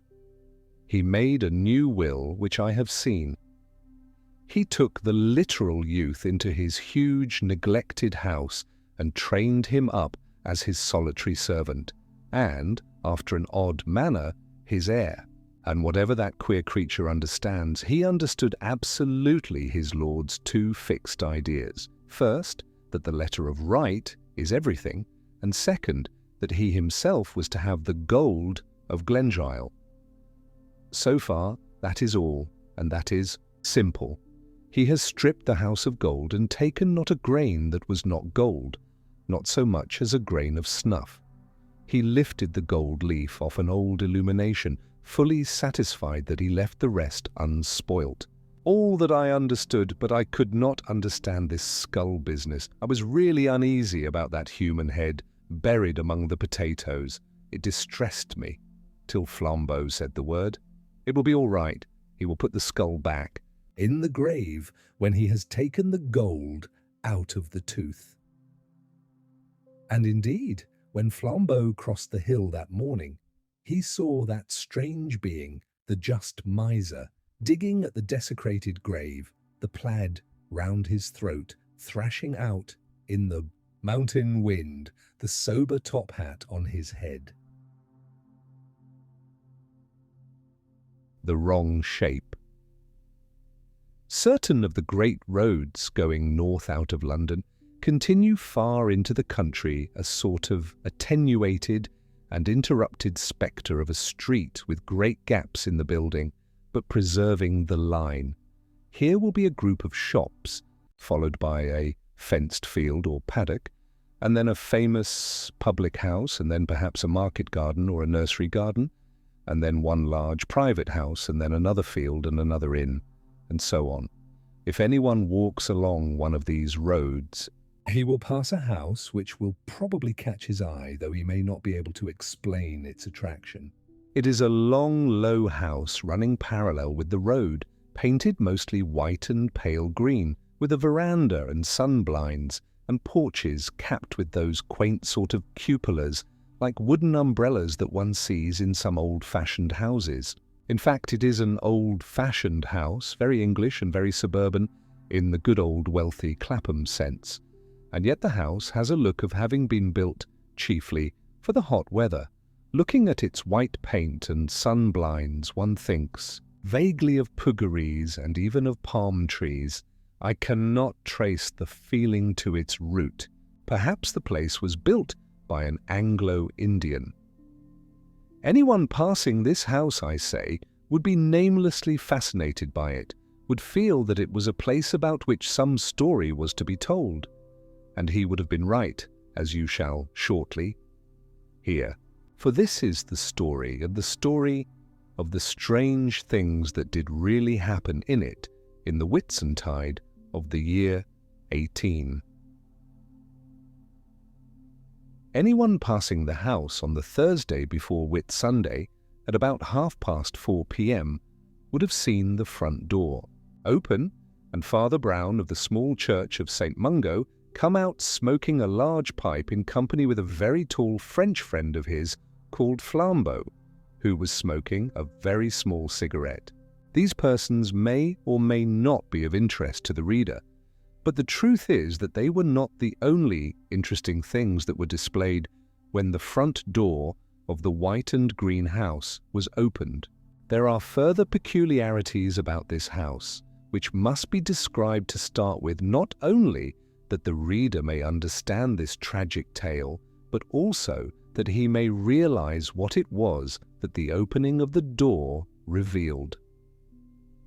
The whole house was built upon the plan of a T, but a T with a very long crosspiece and a very short tailpiece. The long crosspiece was the frontage that ran along in face of the street, with the front door in the middle. It was 2 stories high and contained nearly all the important rooms. The short tailpiece, which ran out at the back immediately opposite the front door, was 1 story high and consisted only of 2 long rooms, the one leading into the other.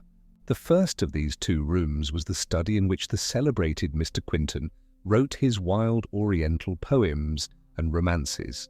The farther room was a glass conservatory full of tropical blossoms of quite unique and almost monstrous beauty, and on such afternoons as these, glowing with gorgeous sunlight.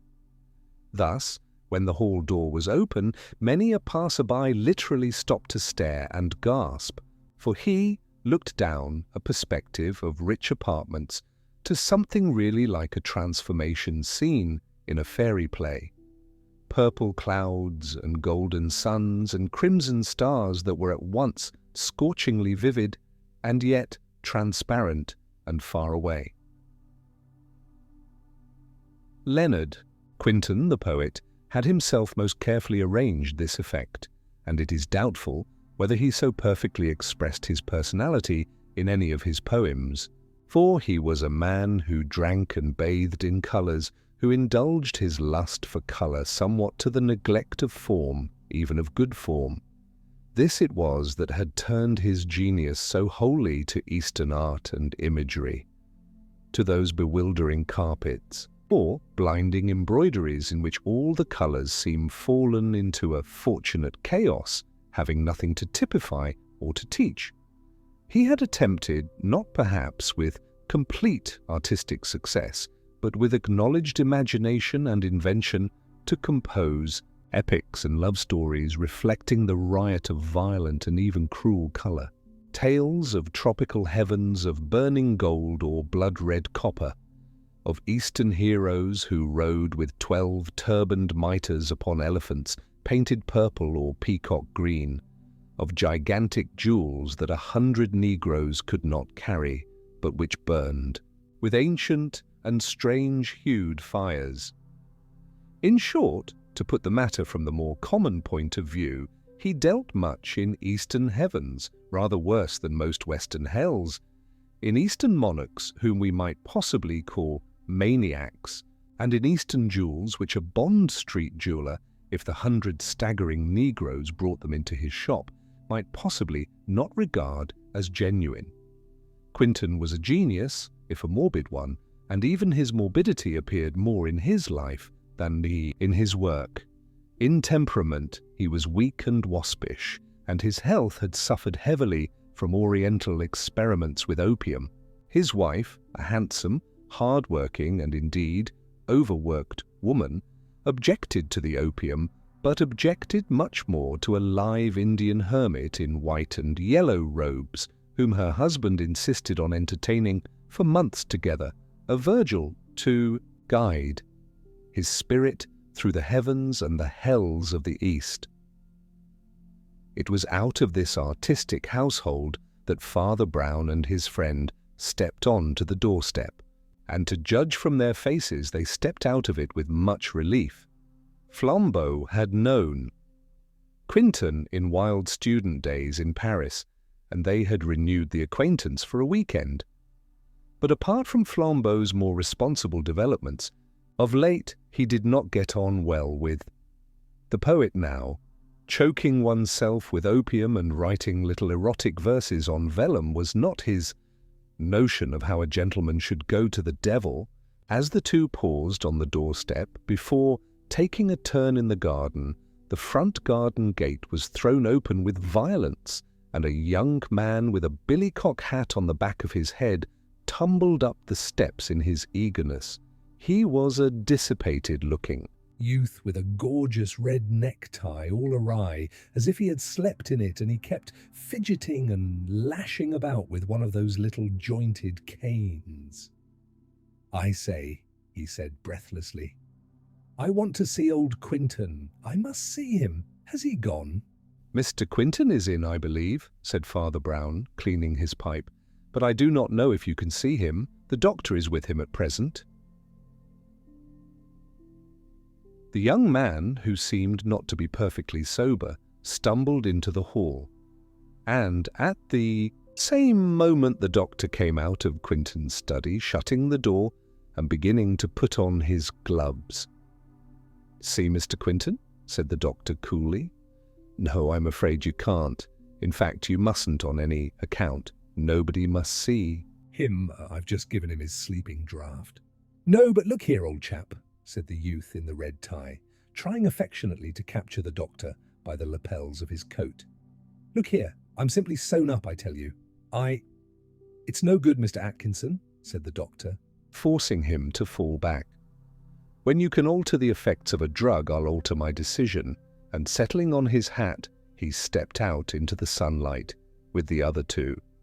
He was a bull-necked, good-tempered little man with a small moustache, inexpressibly ordinary, yet giving an impression of capacity. The young man in the billycock, who did not seem to be gifted with any tact in dealing with people beyond the general idea of clutching hold of their coats, stood outside the door, as dazed as if he had been thrown out bodily, and silently watched the other three walk away, together, through the garden. "That was a sound spanking lie I told just now," remarked the medical man, laughing. "In point of fact, poor Quentin doesn't have his sleeping draught for nearly half an hour. But I'm not going to have him bothered with that little beast who only wants to borrow money that he wouldn't pay back if he could. He's a dirty little scamp, though he is Mrs. Quinton's brother, and she's as fine a woman as ever walked. Yes, said Father Brown, she's a good woman. So I propose to hang about the garden till the creature has cleared off. Went On the doctor, and then I'll go into Quinton with the medicine. Atkinson can't get in because I locked the door. In that case, Dr. Harris, said Flambeau, we might as well walk round at the back by the end of the conservatory. There's no entrance to it that way, but it's worth seeing, even from the outside. Yes, and I might get a squint at my patient, laughed the doctor, for he prefers to lie on an ottoman right at the end of the conservatory amid all those blood-red poinsettias. It would give me the creeps. But what are you doing?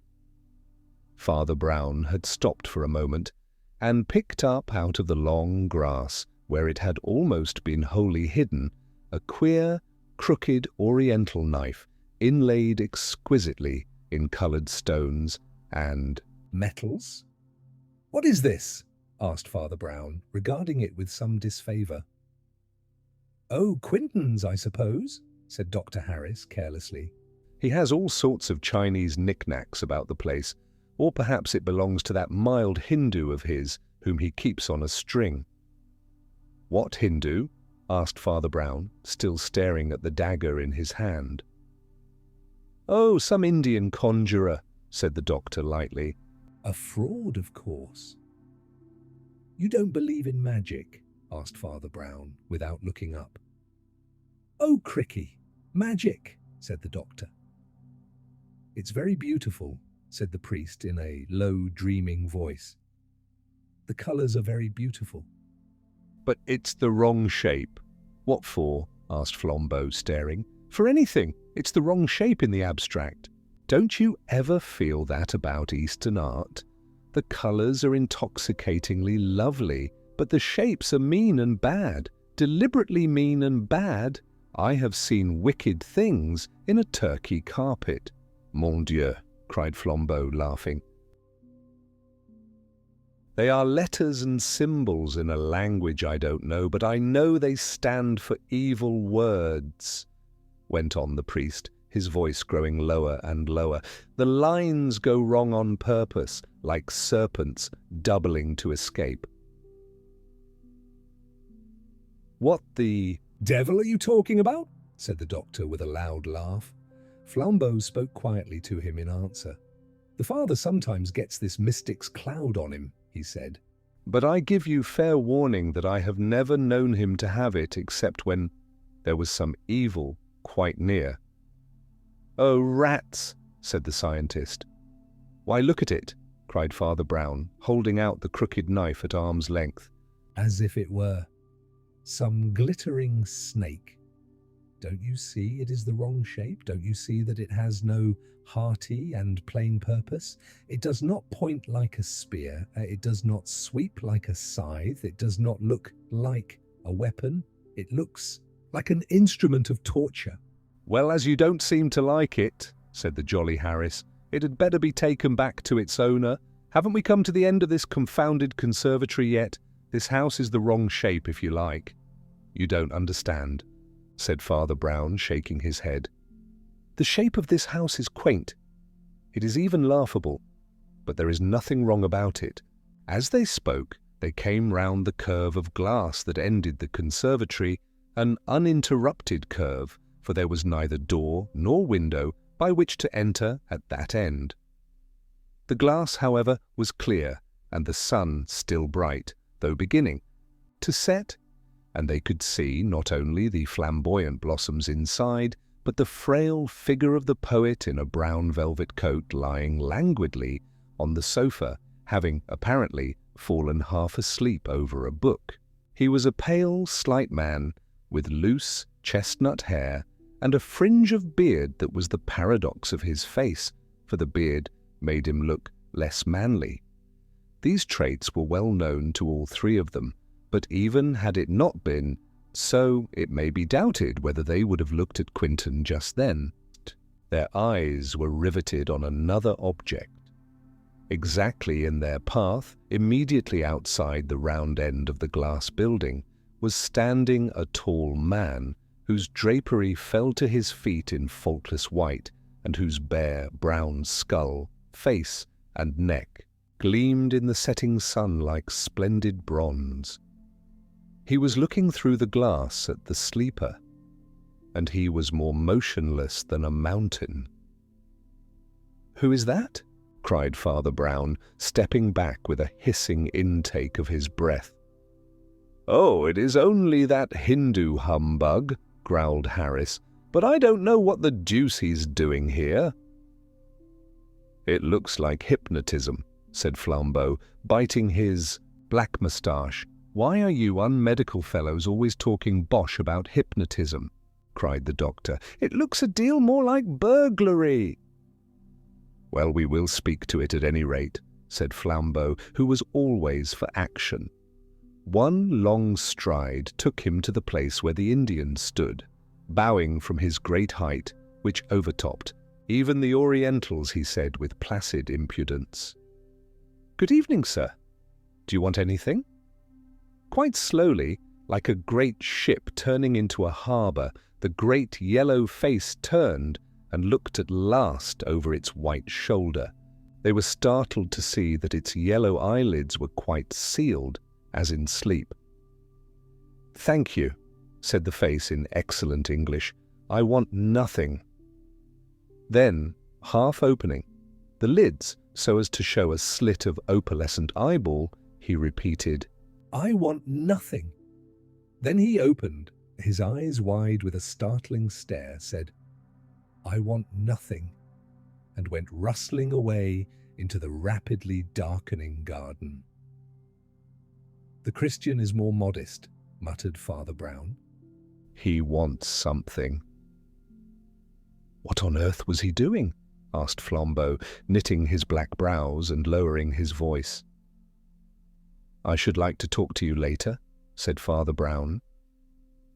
The sunlight was still a reality, but it was the red light of evening, and the bulk of the garden, trees and bushes grew blacker and blacker against it. They turned round the end of the conservatory and walked in silence down the other side to get round to the front door. As they went, they seemed to wake something, as one startles a bird, in the deeper corner between the study and the main building. And again they saw the white-robed fakir slide out of the shadow and slip round towards the front door. To their surprise, however, he had not been alone.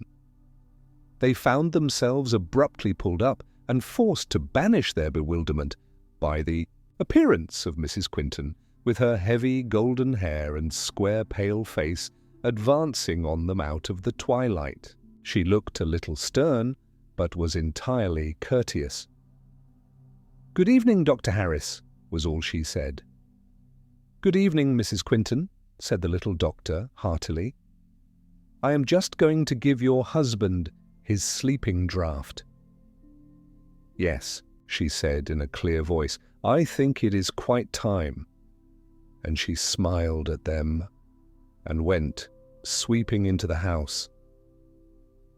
"That woman's overdriven," said Father Brown. "That's the kind of woman that does her duty for 20 years and then does something dreadful." The little doctor looked at him for the first time with an eye of interest. "Did you ever study medicine?" he asked. "You have to know something of the mind as well as the body," answered the priest. "We have to know something of the body as well as the mind." "Well," said the doctor, "I think I'll go and give Quinton his stuff." They had turned the corner of the front facade and were approaching the front doorway. As they turned into it, they saw the man in the white robe for the third time. He came so straight towards the front door that it seemed quite incredible that he had not just come out of the study opposite to it, yet they knew that the study door was locked. Father Brown and Flambeau, however, kept this weird contradiction to themselves, and Dr. Harris was not a man to waste his thoughts on the impossible. He permitted the omnipresent Asiatic to make his exit, and then stepped briskly into the hall. There he found a figure which he had already forgotten. The inane Atkinson was still hanging about, humming and poking things with his knobby cane. The doctor's face had a spasm of disgust and decision, and he whispered rapidly to his companion, "I must lock the door again, or this rat will get in, but I shall be out again in 2 minutes." He rapidly unlocked the door and locked it. Again behind him, just balking a blundering charge from the young man in the billycock. The young man threw himself impatiently on a hall chair. Flambeau looked at a Persian illumination on the wall. Father Brown, who seemed in a sort of daze, dully eyed the door. In about 4 minutes, the door was opened again. Atkinson was quicker, this time. He sprang forward, held the door open for an instant, and called out, "Oh, I say, Quinton, I want—" From the other end of the study came the clear voice of Quinton, in something between a yawn and a yell of weary laughter. "Oh, I know what you want. Take it and leave me in peace. I'm writing a song about peacocks." Before the door closed, half a sovereign came flying through the aperture, and Atkinson, stumbling forward, caught it with singular dexterity. "So that's settled," said the doctor, and, locking the door savagely, he led the way out into the garden. "Poor Leonard can get a little peace now," he added to Father Brown. "He's locked in all by himself for an hour or two." "Yes," answered the priest, and his voice sounded jolly enough when we left him. Then he looked gravely round the garden and saw the loose figure of Atkinson standing and jingling the half-sovereign in his pocket, and beyond, in the purple twilight, the figure of the Indian sitting bolt upright upon a bank of grass, with his face turned towards the setting sun. Then he said, abruptly, "Where is Mrs. Quinton?" "She has gone up to her room," said the doctor. "That is her shadow on the blind." Father Brown looked up and frowningly scrutinized a dark outline at the gas-lit window. "Yes," he said, "that is her shadow." And he walked a yard or two and threw himself upon a garden seat. Flambeau sat down beside him, but the doctor was one of those energetic people who live naturally on their legs. He walked away smoking into the twilight, and the two friends were left together. "My father," said Flambeau in French, "what is the matter with you?" Father Brown was silent and motionless for half a minute. Then he said, "Superstition "Is irreligious, but there is something in the air of this place. I think it's that Indian, at least partly." He sank into silence and watched the distant outline of the Indian, who still sat rigid as if in prayer. At first sight he seemed motionless, but as Father Brown watched him, he saw that the man swayed ever so slightly with a rhythmic movement, just as the dark tree-tops swayed ever so slightly in the wind that was creeping up the dim garden paths and shuffling the fallen leaves a little. The landscape was growing rapidly dark, as if for a storm, but they could still see all the figures in their various places. Atkinson was leaning against a tree with a listless face. Quinton's wife was still at her window. The doctor had gone strolling round the end of the conservatory. They could see his cigar like a will-o'-the-wisp. And the fakir still sat rigid and yet rocking while the trees above him began to rock and almost to roar. Storm was certainly coming.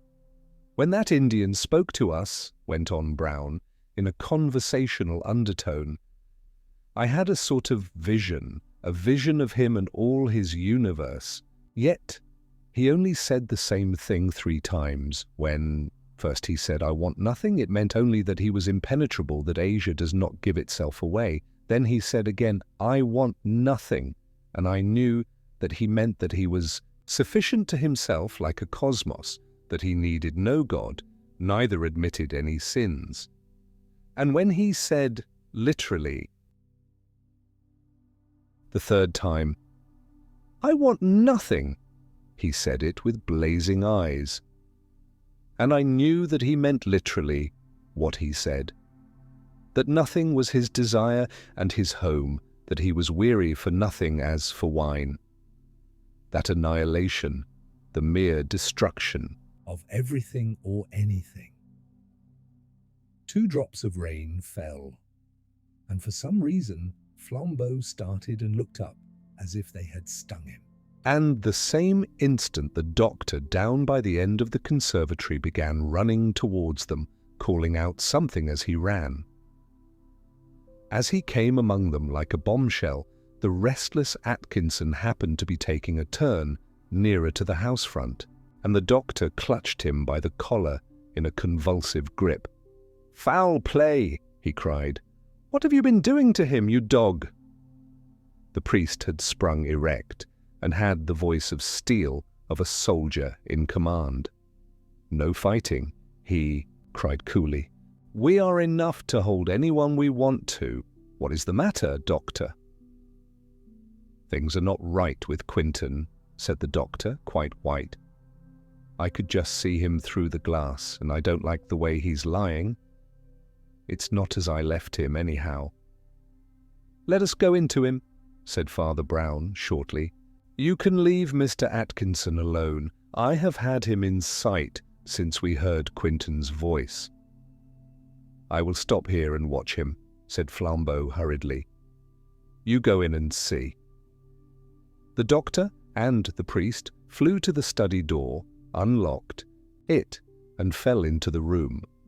In doing so, they nearly fell over the large mahogany table in the centre at which the poet usually wrote, for the place was lit only by a small fire kept for the invalid. In the middle of this table lay a single sheet of paper, evidently left there on purpose. The doctor snatched it up, glanced at it, handed it to Father Brown, and crying, "Good God, look at that!" plunged toward the glass room beyond, where the terrible tropic flowers still seemed to keep a crimson memory of the sunset. Aisha. Brown read the words 3 times before he put down the paper. The words were, "I die by my own hand, yet I die murdered." They were in the quite inimitable, not to say illegible, handwriting of Leonard Quinton. Then Father Brown, still keeping the paper in his hand, strode towards the conservatory, only to meet his medical friend coming back with a face of assurance and collapse. "He's done it," said Harris. They went together through the gorgeous, unnatural beauty of cactus and azalea, and found Leonard Quinton, poet and romancer, with his head hanging downward off his ottoman and his red curls sweeping the ground. Into his left side was thrust the queer dagger that they had picked up in the garden, and his limp hand still rested on the hilt. Outside, the storm had come at one stride, like the night in Coleridge, and garden and glass roof were darkened with driving rain. Father Brown seemed to be studying the paper more than the corpse. He held it close to his eyes and seemed trying to read it in the twilight. Then he held it up against the faint light, and, as he did so, lightning stared at them for an instant, so white that the paper looked black against it. Darkness full of thunder followed, and after the thunder, Father Brown's voice said out of the dark, "Doctor, this paper is the wrong shape." "What do you mean?" asked Dr. Harris with a frowning stare.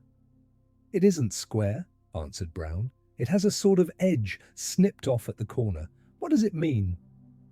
"How the deuce should I know?" growled the doctor. "Shall we move this poor chap, do you think? He's quite dead." "No," answered the priest. "We must leave him as he lies and send for the police." But he was still scrutinizing the paper. As they went back through the study, he stopped by the table and picked up a small pair of nail scissors. "Ah," he said with a sort of relief. This is what he did it with, but yet. And he knitted his brows. Oh, stop fooling with that scrap of paper, said the doctor emphatically. It was a fad of his. He had hundreds of them. He cut all his paper like that, as he pointed to a stack of sermon paper, still unused on another and smaller table. Father Brown went up to it and held up a sheet. It was the same irregular shape. Quite so, he said, and here I see the corners that were snipped off. And to the indignation of his colleague, he began to count them. That's all right, he said, with an apologetic smile. 23 sheets cut and 22 corners cut off them. And as I see, you are impatient. We will rejoin the others. Who is to tell his wife? Asked Dr. Harris. Will you go and tell her now, while I send a servant for the police? As you will, said Father Brown indifferently. And he went out to the hall door. Here also he found a drama, though of a more grotesque sort. It showed nothing less than his big friend Flambeau in an attitude to which he had long been unaccustomed while upon the pathway. At the bottom of the steps was sprawling with his boots in the air the amiable Atkinson, his billycock hat, and walking, cane sent flying in opposite directions along the path.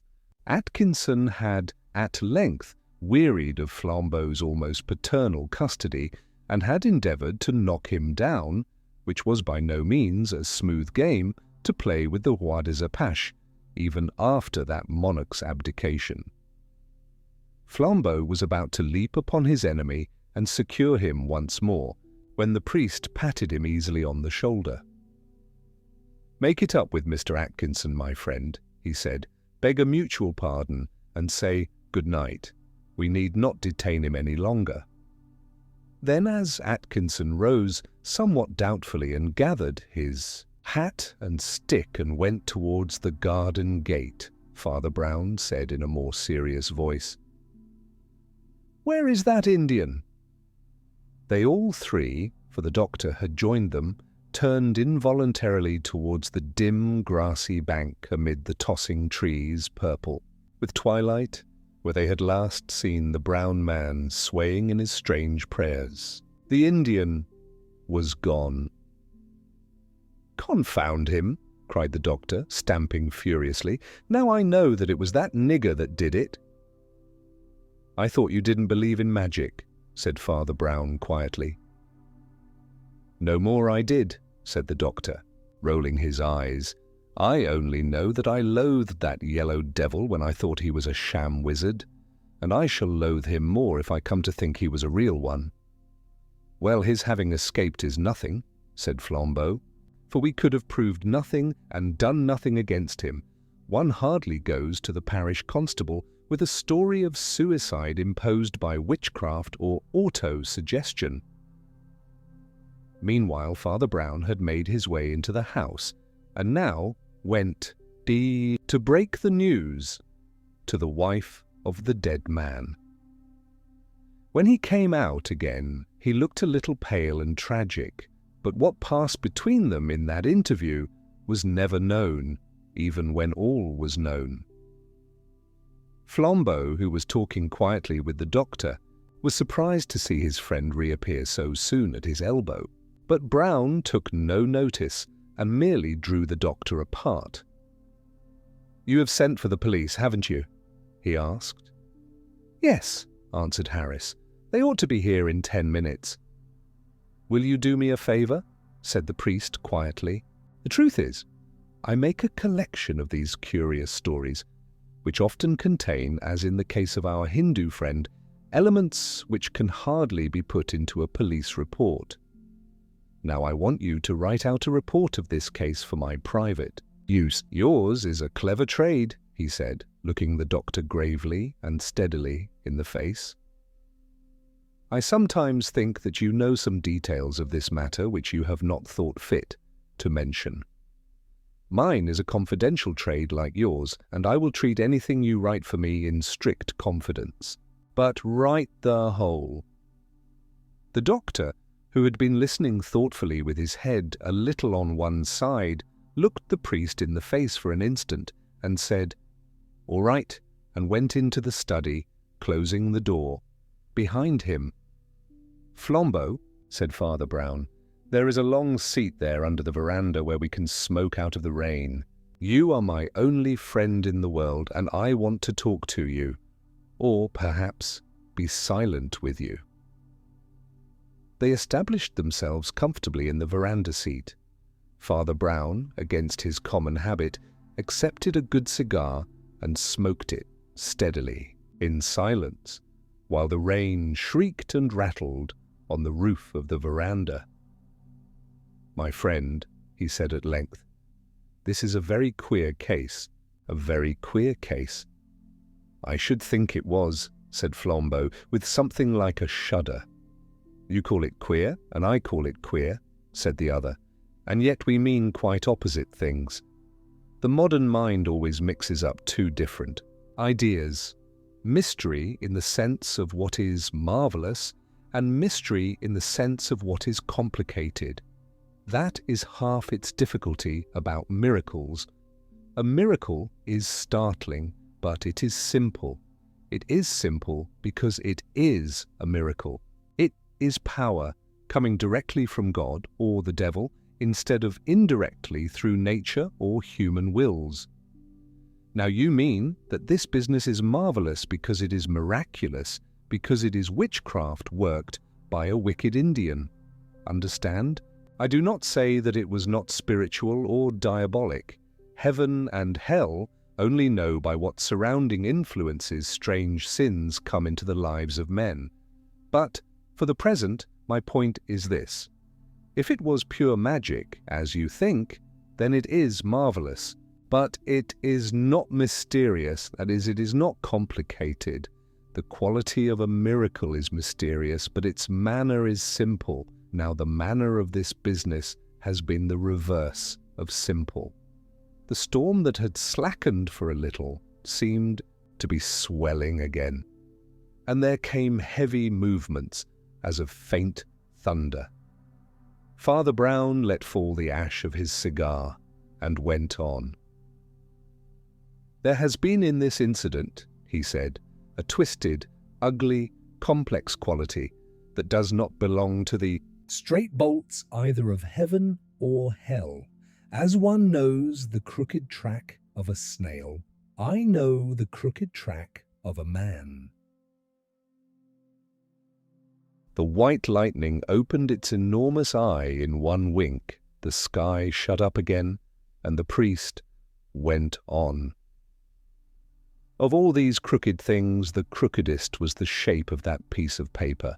It was crookeder than the dagger that killed him."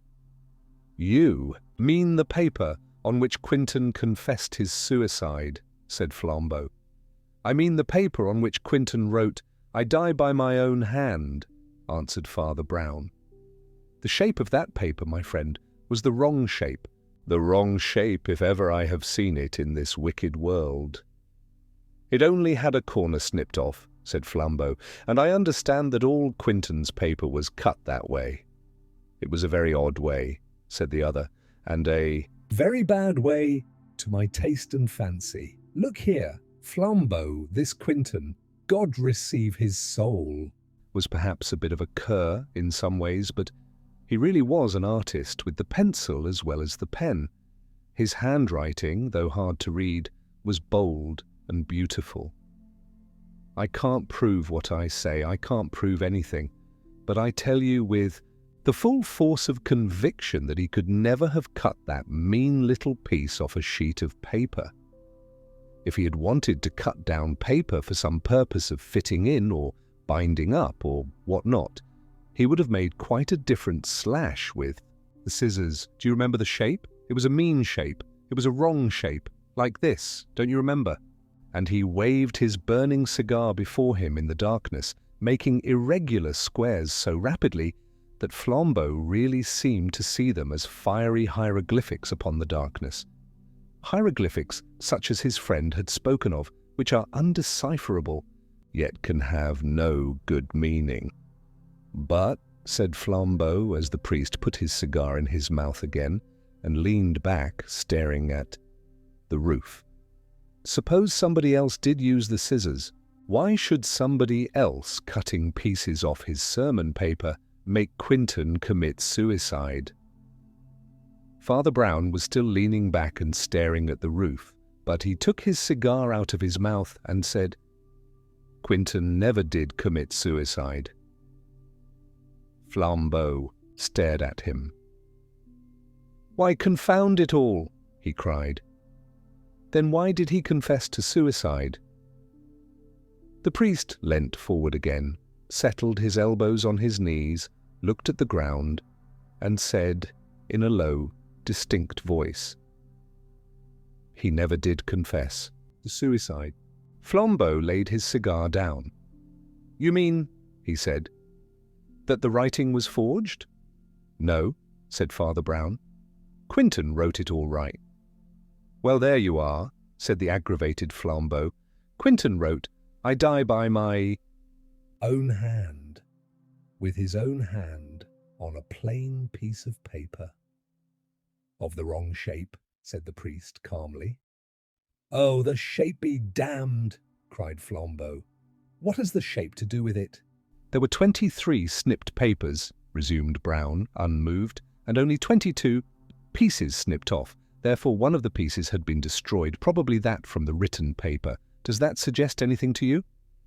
A light dawned on Flambeau's face, and he said, there was something else written by Quinton, some other words. They will tell you I die by my own hand, or do not believe that. Hotter, as the children say, said his friend. But the piece was hardly half an inch across. There was no room for one word, let alone 5. Can you think of anything hardly bigger than a comma, which the man with hell in his heart had to tear away as a testimony against him? I can think of nothing, said Flambeau at last. What about quotation marks? Said the priest, and flung his cigar far into the darkness like a shooting star. All words had left the other man's mouth, and Father Brown said, like one going back to fundamentals. Leonard Quinton was a romancer, and was writing an Oriental romance about wizardry and hypnotism. At this moment, the door opened briskly behind them, and the doctor came out with his hat on. He put a long envelope into the priest's hands. That's the document you wanted, he said, and I must be getting home. Good night. Good night, said Father Brown, as the doctor walked briskly to the gate. He had left the front door open so that a shaft of gaslight fell upon them. In the light of this, Brown opened the envelope and read the following words. Dear Father Brown, Vicisti Galilee. Otherwise damn your eyes, which are very penetrating ones. Can it be possible that there is something in all that stuff of yours? After all, I am a man who has ever since boyhood believed in nature and in all natural functions and instincts, whether men called them moral or immoral. Long before I became a doctor, when I was a schoolboy keeping mice and spiders, I believed that to be a good animal is the best thing in the world. But just now I am shaken. I have believed in nature, but it seems as if nature could betray a man. Can there be anything in your bosh? I am really getting morbid. I loved Quinton's wife. What was there wrong in that? Nature told me to, and it's love that makes the world go round. I also thought quite sincerely that she would be happier with a clean animal like me than with that tormenting little lunatic. What was there wrong in that? I was only facing facts like a man of science. She would have been happier. According to my own creed, I was quite free to kill Quinton, which was the best thing for everybody, even himself. But as a healthy animal, I had no notion of killing myself. I resolved, therefore, that I would never do it until I saw a chance that would leave me scot-free. I saw that chance this morning. I have been 3 times, all told, into Quentin's study today. The first time I went in, he would talk about nothing but the weird tale called The Cure of a Saint, which he was writing, which was all about how some Indian hermit made an English colonel kill himself by thinking about him. He showed me the last sheets and even read me the last paragraph, which was something like this. The conqueror of the Punjab, a mere yellow skeleton, but still gigantic, managed to lift himself on his elbow and gasp in his nephew's ear. I die by my own hand, yet I die murdered. It so happened by one chance out of 100 that those last words were written at the top of a new sheet of paper. I left the room and went out into the garden intoxicated with a frightful opportunity. We walked round the house and 2 more things happened in my favour. You suspected an Indian, and you found a dagger which the Indian might most probably use. Taking the opportunity to stuff it in my pocket, I went back to Quentin's study, locked the door, and gave him his sleeping draught. He was against answering Atkinson at all, but I urged him to call out and quiet the fellow because I wanted a clear proof that Quentin was alive when I left the room for the second time. Quentin lay down in the conservatory, and I came through. The study. I am a quick man with my hands, and in a minute and a half I had done what I wanted to do. I had emptied all the first part of Quentin's romance into the fireplace, where it burnt to ashes. Then I saw that the quotation marks wouldn't do, so I snipped them off, and to make it seem likelier, snipped the whole quire to match. Then I came out with the knowledge that Quentin's confession of suicide lay on the front table, while Quentin lay alive but asleep in the conservatory beyond. The last act was a desperate one. You can guess it. I pretended to have seen Quentin, dead, and rushed to his room. I delayed you with the paper and, being a quick man with my hands, killed Quentin while you were looking at his confession of suicide. He was half asleep, being drugged, and I put his own hand on the knife and drove it into his body. The knife was of so queer a shape that no one but an operator could have calculated the angle that would reach his heart. I wonder if you noticed this. When I had done it, the extraordinary thing happened. Nature deserted me. I felt ill. I felt just as if I had done something wrong. I think my brain is breaking up. I feel some sort of desperate pleasure in thinking I have told the thing to somebody, that I shall not have to be alone with it if I marry and have children. What is the matter with me? Madness? Or can one have remorse? Just as if Were in Byron's poems, I cannot write any more. James Erskine Harris. Father Brown carefully folded up the letter and put it in his breast pocket just as there came a loud peal at the gate bell, and the wet waterproofs of several policemen gleamed in the road outside.